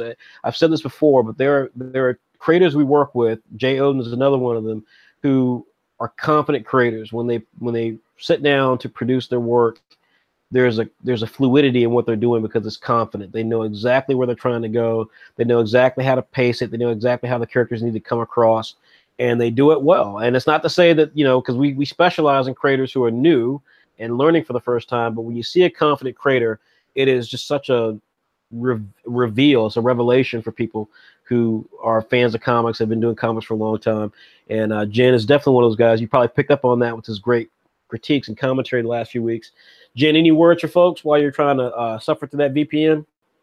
Yep. All right. Well, thanks for all those kind words. So my big milestone this week was I just finished up my webcomic series, High School Romance. So you can read from beginning to end on its website, www.highschoolromancecomic.com, or if you search High School Romance in Webtoon, it's a fun read. And with that, now that that's over, I'm in Zero. So you'll be working on Zero, and Zero is going to return into the magazine Saturday AM while we have Summer of Manga. And I suppose I'll probably get some questions about that tonight. Last but not least, folks, as I indicated, we have Saturday PM, and since I don't have a section here on Saturday AM's website, Saturday PM has its own website. I do have, and I apologize for all this scrolling. I hate doing all this scrolling, but I do have a fantastic little ad here that just gives you guys, just again, a great look at this wonderful series from this really amazing creator here. So Saturday PM, folks. This series, folks, this magazine is our digital, diverse, seinen magazine. Can't say it's the world's most diverse yet. We're working on it. But we came out the first issue. We've learned a lot of stuff. The issues are packed, folks. It's got amazing design work. It's got fantastic, brand new, exclusive comic stories. And on top of that, it's got cosplay. So it's a really, really great package. It's totally different from Saturday AM. Jack Sherwin, the dark web, like I said before, folks, the internet is not your friend. And the stuff that we're learning every single day should blow your mind. I know a lot of you guys are young, but for an old guy like me, it is mind-blowing. And so he's working on what I think will be a very topical series. And who knows, by the time we have the first book come out, it can be a bestseller because it's touching on so many things. Jack, any final words you want to tell folks about Dark Web and about what to expect when the series goes on? And folks, again, let me remind you, Dark Web, Saturday AM or PM issue number 1 will be free this time next week for you to check out. Those of you who didn't subscribe can check it out for free, see if you like it, and then get ready because issue 2 will be coming out shortly after that. Jack, any words? Not nothing massive, but yeah, definitely really happy to work on Dark Web. I enjoy writing the story and adding in current events as going on. I'll be working on it a lot more basically after May, just because I got exams and stuff since I'm in my last year of uni. But after that, definitely looking to push for like a first volume to come out next year. Fantastic. All right. So again, I want to thank all these great creators there. Now let's see if we can answer some of your questions, folks. I know there's probably a small handful of them, and then let me give a final shout out to our extraordinary sponsors and supporters. Anthony, any final questions I can answer? Quite a few. Oh shit! All right, go ahead. Okay, first one's kind of hard for me to read. I'll go to the next one. Like, how do you battle with feelings such as inadequacy when it comes to how you feel about your own artwork? Well, obviously, if the artists are still here, I'd be happy for them to weigh in on that. But anyways, why don't we see that? Who's still here? Any of you guys still here? I'm still here. I can say stuff. Go ahead. They don't leave, folks. They don't leave. All right, Jen, go ahead. You get first dibs. Go ahead. I would say that you always think your art sucks. No matter, like, every time you draw something, it might be the best thing you ever did, but every time you look at it, it gets worse in your own eyes. I would just say, look back at all your previous artwork and see how far you've improved. That's what lifts you up, because like if you're just looking at your newest stuff, you'll just keep picking out all the things that are wrong with it. But if you compare it to what you've done before and you're like, hey, wait, I actually did better. It helps, but that feeling never really goes away. All right, Morgan, and folks, just real quickly, let me just say this right now, because we don't have time for everybody to get their little 2 seconds in. So I'll choose 2 of you at a time. I'll give my thoughts, and then we'll move to the next question. Morgan, go ahead. Right. Well, I agree with what Jen said. For me, I think it's, if you find inadequacy in something, or if you find something that you're not particularly good at, just practice it. And I think that if it's good to feel inadequate in some ways, or to feel like you haven't done something well, because that's good motivation for you to get better at the things that you're not comfortable with. And it's fine to look at other artists and kind of study the things that they do well that you want to do better in. Yeah. So look, I'll sum this up in a nutshell. I think that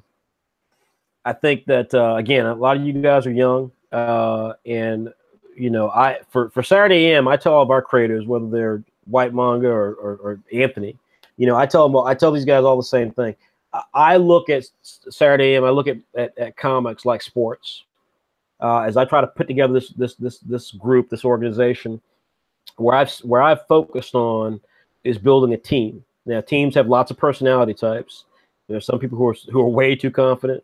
There's some people who lack confidence. There's some people who are really extraordinarily talented, but their motivations or their demeanor is very dull, very neutral. At the end of the day, here's the reality. If you want to succeed in anything in life, folks, like sports, you got to practice. There is no such thing as being born perfect. You practice and you practice and you practice.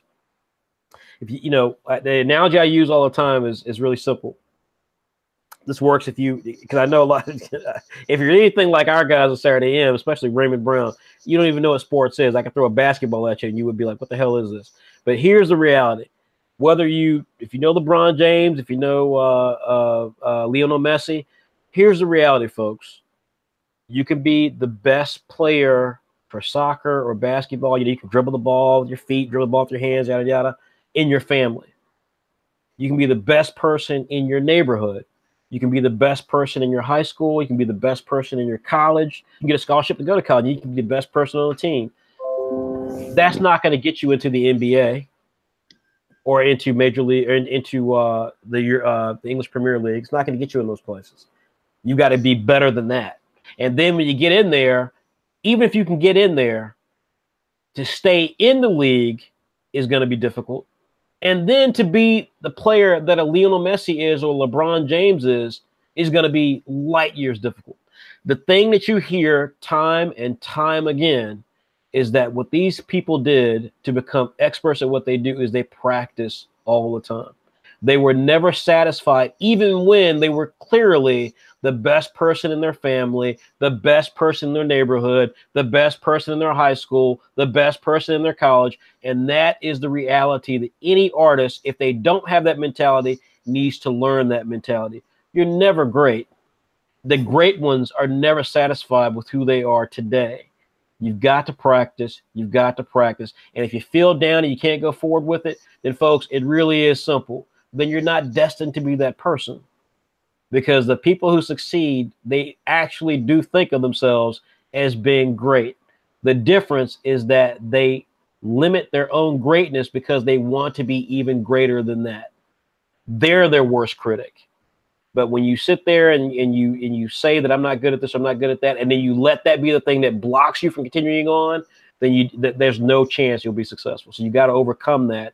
You got to embrace the idea that what you're going for is hard, and to be the best at it means that you got to make the challenges that much stronger. Events like March Art Madness, the reason why I don't brook a lot of BS from some of the fools who tried to hop on our chat last week is exactly for that reason.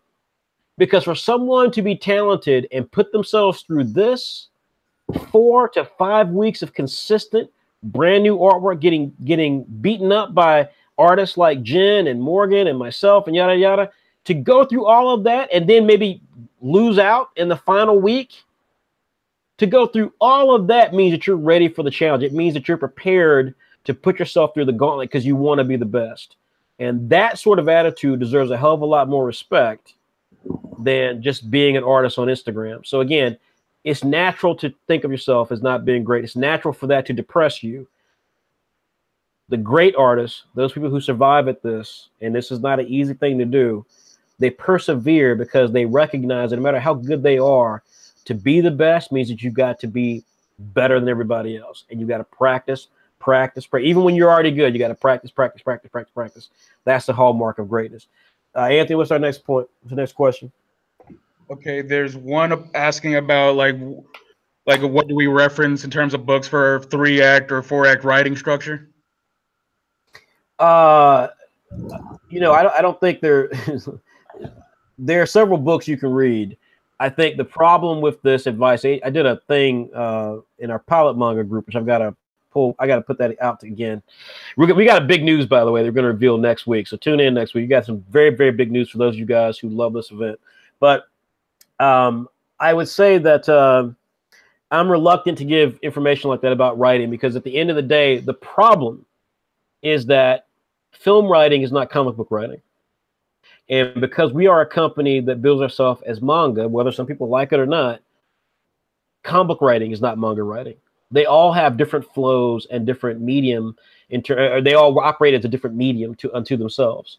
And so the problem with that then is that if I say to you, well, the 3-act structure, you've got to basically establish a protagonist, and then you've got to have a twist that appropriates a level of obstacle and risk to the protagonist securing their goal.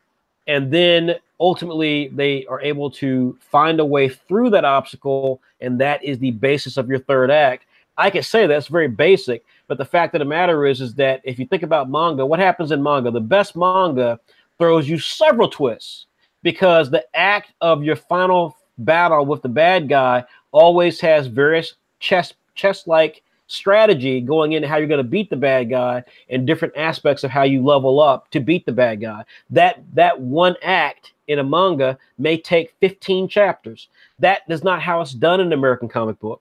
That's not how it's done in a 30-minute TV show. That's not how it's done in a major motion picture. So again, be very dubious of trying to find the best writing ideas when it comes to that stuff, because folks, it's just not set up that way. You're writing comics, you're writing manga. That's not how it's done. Anthony, you want to throw something in there? Like sometimes when it comes to writing, going with the flow is sometimes the best thing you can do. Yeah, literally, I send this guy text messages at 3 a.m, like of ideas, because you just got to get them down when you can. It's not something you can just sit down and finish in one take. Sometimes that doesn't mean throw everything at the bus and at the wall and see what sticks. Like it's still gotta make sense. Yeah, just but don't be afraid to experiment. Yeah, fair enough. All right. So what's the next question we got? Okay, big one. It's all about summer of manga. We got questions about deadlines, if they can like send like a turnaround sheet for their one shots, more details, and what about if the reason is why we raised the the minimum age lowered it from 18 to 17? Well, so so there's a couple things there, and so again, I'm going to be very bullish about this idea that if you don't know the rules, then you need to buy the issue or wait till we produce the rules on the website, because again, folks, we have a business to run. I got to pay for designers, I got to pay for various things, and not all those things always get paid. So when people, there's nothing to me more silly than when people are like, well, I got to have this and I got to have this as a first-time creator. And I'm thinking to myself, do you know how literally difficult it is for us to sell subscriptions, to sell magazines? We're not Marvel Comics. The fact that we have characters that are popular like this, it's because we work really hard, but it's still very difficult because the fan base, a lot of younger people in the internet age don't think they got to pay for anything. So if it'd be great, if you guys support us by buying that issue or subscribing and getting that issue so that you can get the rules played out. So I'm not going to go through all the rules. What I will say is that the age thing, again, this is not a submission in the traditional sense. So again, I think one of the challenges that people have the wrong impression about is that you're coming to us and selling us on your amazing 18-volume epic, and that's not what this is. This is just like last year. You're doing a short story, and we're going to evaluate that on the merits of what it is. Now, that short story can be connected to a comic series that you want to eventually pitch us, but if you can't make the short story entertaining and exciting, then we're just not interested in that. Now, in terms of changing the age, the reason that we changed it, again, if we have a submission that is literally for a series ongoing or a series that someone wants to pitch us that we would try, then we think 18, because again, if 18 is a minimum, and even then, folks, there are 18-year-olds that we get approached by who are super talented. Some who are in this tournament that at the end of the day, they lack all the things necessary to produce a consistent work, whether it's school, like Jack was talking about, or it's, emotionally being very immature, which is fairly common. If it's just life experience, we get a lot of people who are 18, 16, 17, 15, who want to create content for Saturday PM. And it's like, why in the world would you create content for a mature magazine and you yourself are not mature? Like, it's just ridiculous. So we lowered the age because, again, I think it's just like with this event, March Art Madness, it's crucial for there to be opportunities to test yourself. And, I would never lower this down to 15-year-olds. But at the same time, though, I think a 17-year-old who's trying to tell a story, a short story, to see what it's like, to get a chance to really test themselves, I think it's a good test for a 17-year-old. I highly doubt one will ever happen that we think is great. But I still think that it's a great test for a 17-year-old to put themselves through that gauntlet. So that's why we changed the age on that front. As far as the turnarounds and all those things, again, the rules are very clear of what we ask for. So I don't, you know, some of you guys are asking for things that the rules make very clear what we ask for. We don't ask for anything else. So there you go. Do you? Can I just say something here? Yeah, go ahead. For everyone who like wants to enter Summer of Manga but isn't subscribed to the magazine or hasn't got it and wants the details, I really implore you to get the issue. Having that extra time above everybody else who doesn't have the issue is going to help you immensely. And then also the other thing, I did Zero last year. And I think it's important, like Zero, now it's being turned into an ongoing story, but I never intended it to be initially. And I think the story will be stronger if you don't think of it as like, oh, I'm going to leave all these seeds for things that can happen in the future. Just tell your one story. It'll be much stronger for it. Agreed. Entirely, totally agree. And, you know, and again, I'll say again, I mean, you know, again, I'm not trying to blow Jen's head up here and so forth, but, you know, I think, you know, I mean, Jen is a guy who's actually produced a series himself for a number of years. As he just indicated, it's just finally come to a close. You know, for someone to have already gone through that experience and then do a short story that was totally different, like Zero was for him, or in terms of what he had done previously, you know, that's a fantastic situation to be in, because I'm sure it was a good mental break for you, Jen, and it was a great, there was no pressure, right? It was like a short story. You could have fun with it. You could kind of get loose with it and so forth, but you already had a series that you were telling. And so all the things that go into setting it up, you already were dealing with. So yeah, I think it was great. It was a huge weight off my shoulders because I'd been working on high school romance for so long. It was so good to just do something else. And then when it was done, it was done. Like I don't have to worry about closing that story. And now that I have the opportunity to revisit it, I can make it longer. But that idea of I just did it, it was out there and it was finished. That was awesome. Yeah, agreed. So yeah, I mean, bottom line is that, you know, the reason that we go with this format is precisely because far too often, I mean, I get notes, folks, and again, I'm not in the business of trying to embarrass young people, but I get notes all the time. And I have one from one young man the other day, and, you know, I mean, he's literally telling me basically like, hey, you know, I want you to publish my series. And, you know, and it's ridiculous. And you're listening to it, you're thinking to yourself like, you know, man, like I've got other stuff to do today. I don't have time to try to deflate or inflate a young person's ego, probably woefully misplaced ego. But regardless, you know, we get these notes all the time from young people who've just heard about Saturday AM. They see all the amazing creators and stuff that we've got, and they're like, man, I want to be a part of that. They've never done this before. They've never tried this before, but they just are ready to give us their full 18-volume epic. And I can tell you, folks, I know I'm very harsh, but this is something, by the way, if you can't deal with me via YouTube, then you're definitely not going to deal with being Saturday AM. But there is nothing more ridiculous and frankly embarrassing to us than, especially to me, than a young person who really is that stupid coming to us with that sort of arrogance. I'm telling you right now, if it were Marvel, DC, they wouldn't even respond. It would go straight in the trash. When I get it, because the company's small, it's embarrassing, because I want to give opportunities to young creators who are of color or who are different or who come from countries that they rarely get a chance to take their mythology, Celtic mythology, you know, Scottish mythology, whatever, and put it out there. I'm so anxious to see amazing content from all over the world. I'm dying for creators to come to me from all over the world, great ideas. But when you're coming in and you've never done anything before, the internet exists and you guys grew up with it. You've got a chance right now to go to some of our competitors and post your comic up there for no, you know, for no money. You haven't got to worry about anything. You just do it and it's done and it's up there and people can check it out. And you don't even do that, but you want me to take even a minute to consider working with you, to tell you how awesome you are and so on and so forth like that.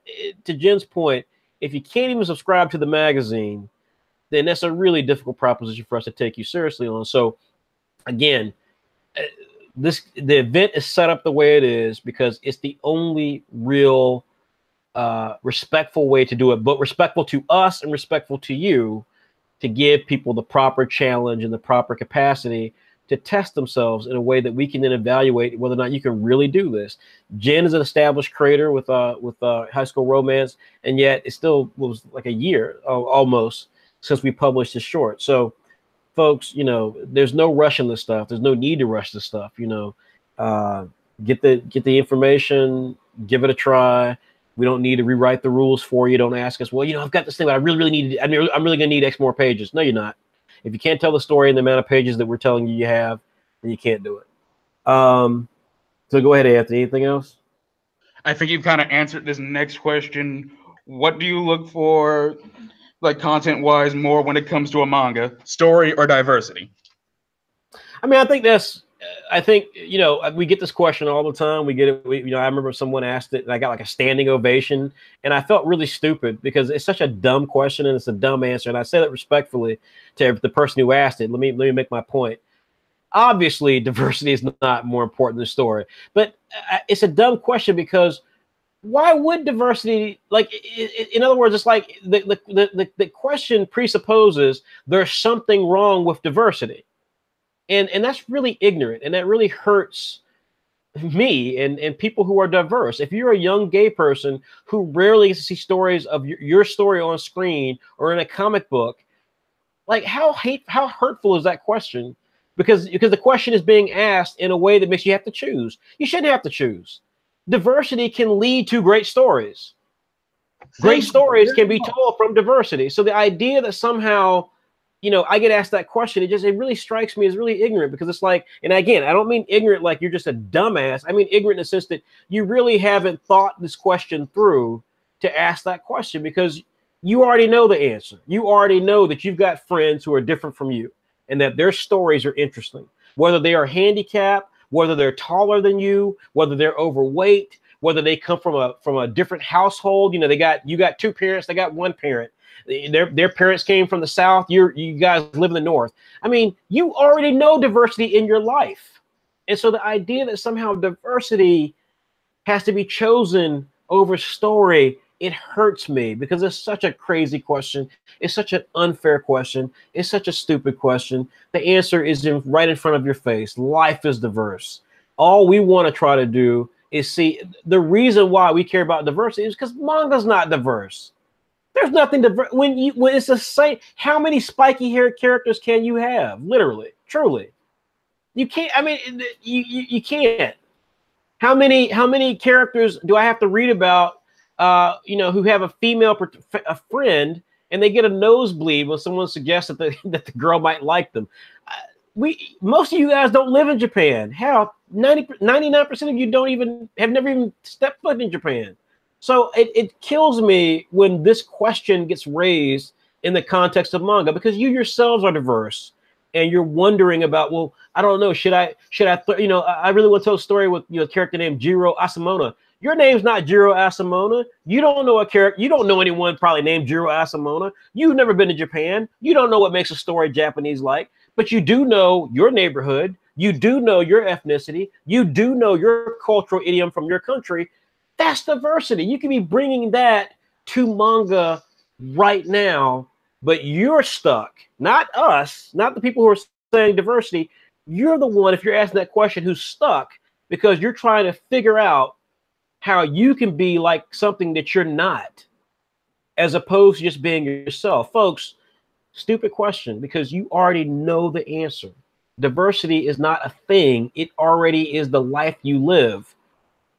Bring that to the table. Stop trying to be something you're not. Because newsflash, folks, the Japanese don't think that you're somehow a better storyteller because you're telling a story about a Japanese character with spiky hair in a town that's right outside of Tokyo and you've never been there. They're not going to somehow think it's just some master storyteller. We have yet to see that happen. Trust me, you're not winning any points doing it. So stop doing it. You'll have diversity just by being yourself. Next question. Okay, so this next one is about like what are the do's and don'ts when it comes to how you write and present your protagonist. I just have one simple thing, and I'll let somebody else speak on this too. I think, you know, I have a really simple rule, and I say it with all the Saturday M creators all the time: make your character vulnerable. Nobody likes a character who's confident all the time and super powerful and all those things. You know what? And again, I know I'm going to hear stupid comments. I'm going to hear, well, One Punch Man is confident. Come on, you know, like that's a silly series. I mean, we're talking about like if you're really trying to tell a story with a character that you're really empathetic to, that's a gag. That's a gag. And now, if you're trying to tell a gag, then it doesn't matter what kind of character you tell. But if you're telling a series about a character who's going to have trials and tribulations, a Peter Parker, a Bruce Wayne, vulnerability is what makes those characters the icons that they are.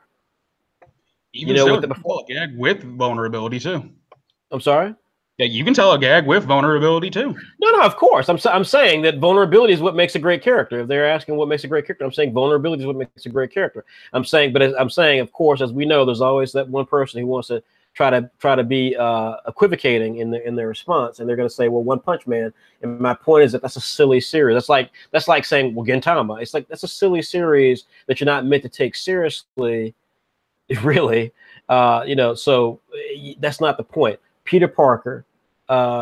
Bruce Wayne. I mean, Goku's not a character; he's just the archetype. But Bruce Wayne, Peter Parker, iconic characters in pop fiction around the world. People, these are characters who matter precisely because they're vulnerable. We know Batman could die. We never does, but we know Batman could die. We know that he's always outgunned, and yet he, you know, that's what makes him compelling. We know Peter Parker is super powerful, all these things, but he's a nerd. He's not comfortable around women, and he's broke all the time. We know that. We know what makes him difficult. We know he does the right thing and he still suffers for it. Vulnerability is what makes great characters. It always has been that way. It always will be that way. And so I would say that that's the number one trait to try to do. Jen, you want to throw anything in there? Are you still on the call? I'm still on the call. I don't think there are many do's and don'ts. I think everything can work with the right story.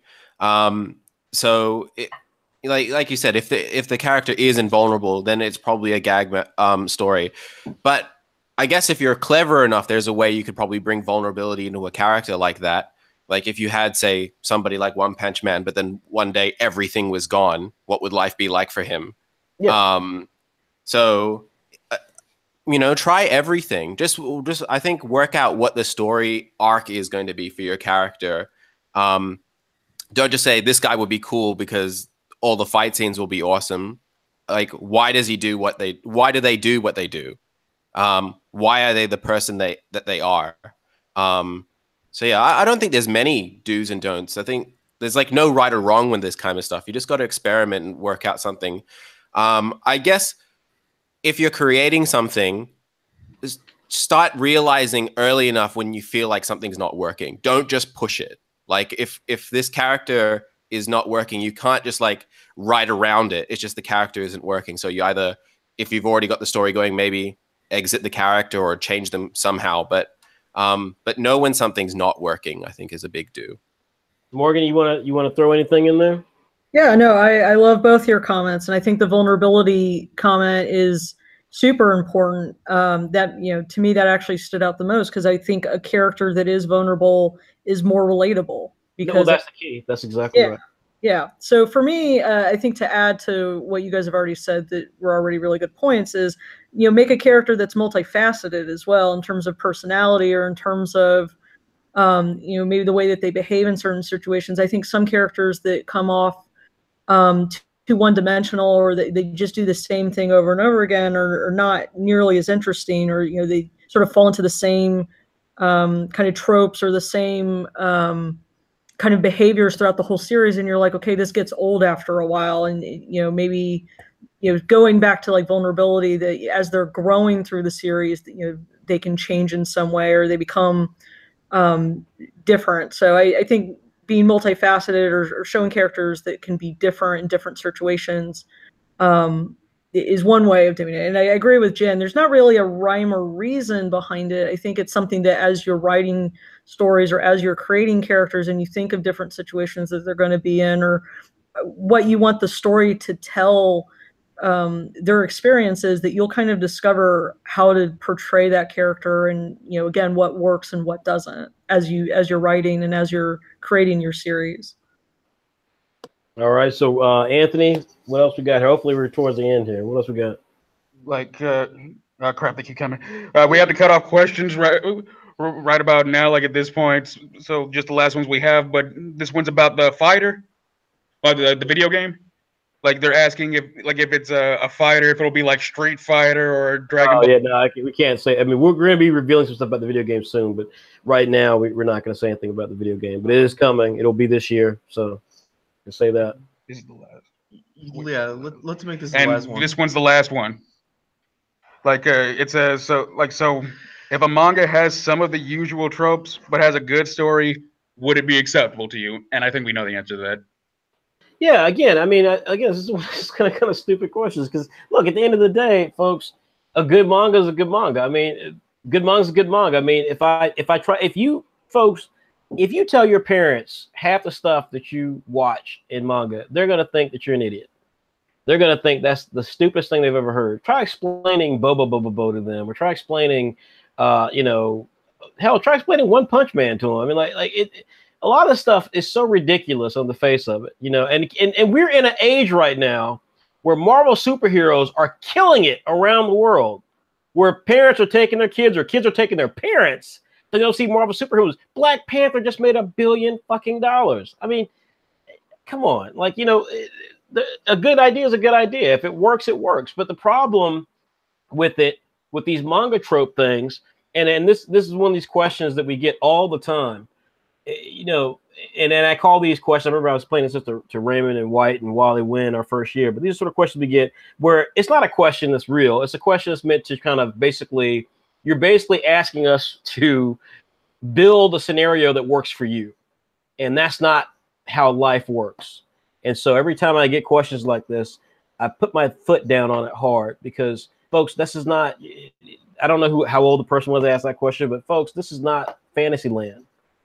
Like I said, I'm going to be up late tonight working on stuff for this company. I've got to plan a trip. I've got to put together the issue for issue 84 so that our subscribers get it. This is not a real question. And the reason it's not a real question is because what you're wanting me to say is that the thing that you are so desperate to do is the thing that's going to work. And what I'm trying to tell you is that, folks, you've got to get out of fanboy and fangirl mode. You got to get out of that. Nobody cares that you're doing fanboy fangirl. So nobody cares if this is your version of Naruto, but cooler. Nobody cares about this stuff. I hate to say it. This is just the real world. I'm just keeping it real to you. That's not what's going to happen in your life. Good stories are good stories. Good stories are things that come from a place that is real. Good stories are concepts that have, pathos. I don't mean pathos in the sense that, you're writing Shakespeare. None of you guys are writing Shakespeare. None of our guys are writing Shakespeare. But I mean, it's something from the heart. You're telling something that really touches you, whether it touches you from a place of whimsy or it touches you from a place of a question that you've always wondered, that you're like, man, I wonder what would happen if this occurred, like a Death Note. Good fiction comes from a real place. You can't manufacture good fiction. You can manufacture something entertaining, but you can't manufacture good fiction. And so, stop trying to find scenarios that work for you. And the reason why, particularly that I get appalled at this question, because at the end of the day, you can create whatever you want to create on these other websites. And like I remember telling White and them that first year, the reason why you're asking us these questions is because you don't want to be on other websites. You want to be on Saturday AM. And so that's why I can tell you with confidence, don't ask us stupid questions. Because to survive in Saturday AM, you've got to pull your own weight. And your own weight is not, how can I best mimic manga that makes me chuckle? I want to do an energy blast like Naruto. I want to have a character who's a ninja and says, believe it. I want to do a character who levels up like Goku. I want to do a character who has nosebleeds and tries to pick a shot at a girl's panties. Folks, we get this stuff every damn day. Literally every day. I got one while we were talking, one popped through here. Subject, manga, webcomics, and publishing. As I said a little while ago, I'll say again, the person who succeeds at this, they're not worried about trying to be like everybody else. They want to be the best. They want to be better than everybody else. Their focus is not on doing the same thing everyone else does. It's on doing the best thing that will inspire other people. If you've got a story to tell that has manga tropes, you're not worried about what I think. You know you've got a great story and you're submitting it. You're not asking me to give you scenarios of manga tropes because you already know what you're doing. You already know it's a story that you want to tell and you already believe in your heart it's funny. Now, whether or not we think it's fun or funny or horrible, that's what life is. That's the rude awakening that you'll get if we think it sucks. All the people tonight who produced this amazing artwork, they didn't go in there thinking like, oh man, but man, I really hope that they give me a pass on the color here because I really wanted to color this way. They went in saying, you know what, this is what I'm doing. And I think I'm going to beat the other person. This is what I'm doing. I'm going with this piece because I think this is what's going to kick the other person's butt. I'm going to pose this character this way. I'm going to put this other character in the piece. I'm going to put this color pattern in there. I'm going to ink it this way. And that's what they chose to do. And some of them it worked and some of them it didn't. Some of them split opinion. But they all had the balls to not put their mouth in a place that didn't need to be there. They put their artwork where they thought it needed to be, and they went with it and said, you know what? This is what I'm going with, and I'm going to take whatever comes with that. This is my best foot, and I think they're going to love it. And they let the chips fall where they may. They didn't ask me notes. They didn't send me notes saying, now, Mr. Jones, would you be okay if I colored this light? Would you be okay if I went with this character instead of that character because I like this character? They didn't ask those questions. They just did it. So, folks, when it comes to Summer of Manga, I'll say this again. There is no way for you to blip your way into success in Summer of Manga. There is no way for you to blip your success into Saturday AM. The people on this call right now will tell you that the way I'm talking to you right now is the way I talk to them. I'm not in the business of trying to be your shepherd. I've got a company to run. I've got a brand to build. I've got fans to make them pay for our product. This is the real deal with Saturday AM. That's why we're different. That's why we've lasted. If you're going to last with us, you're going to have equal parts humility because you're constantly trying to make yourself better. You're going to have equal parts confidence because you know that you can do some really cool things. And you're going to bring all of that to the table and you're going to let the chips fall where they may. We believe in diversity. You're telling a story and you got to cast us all Japanese. Perfect. The story better be damn good.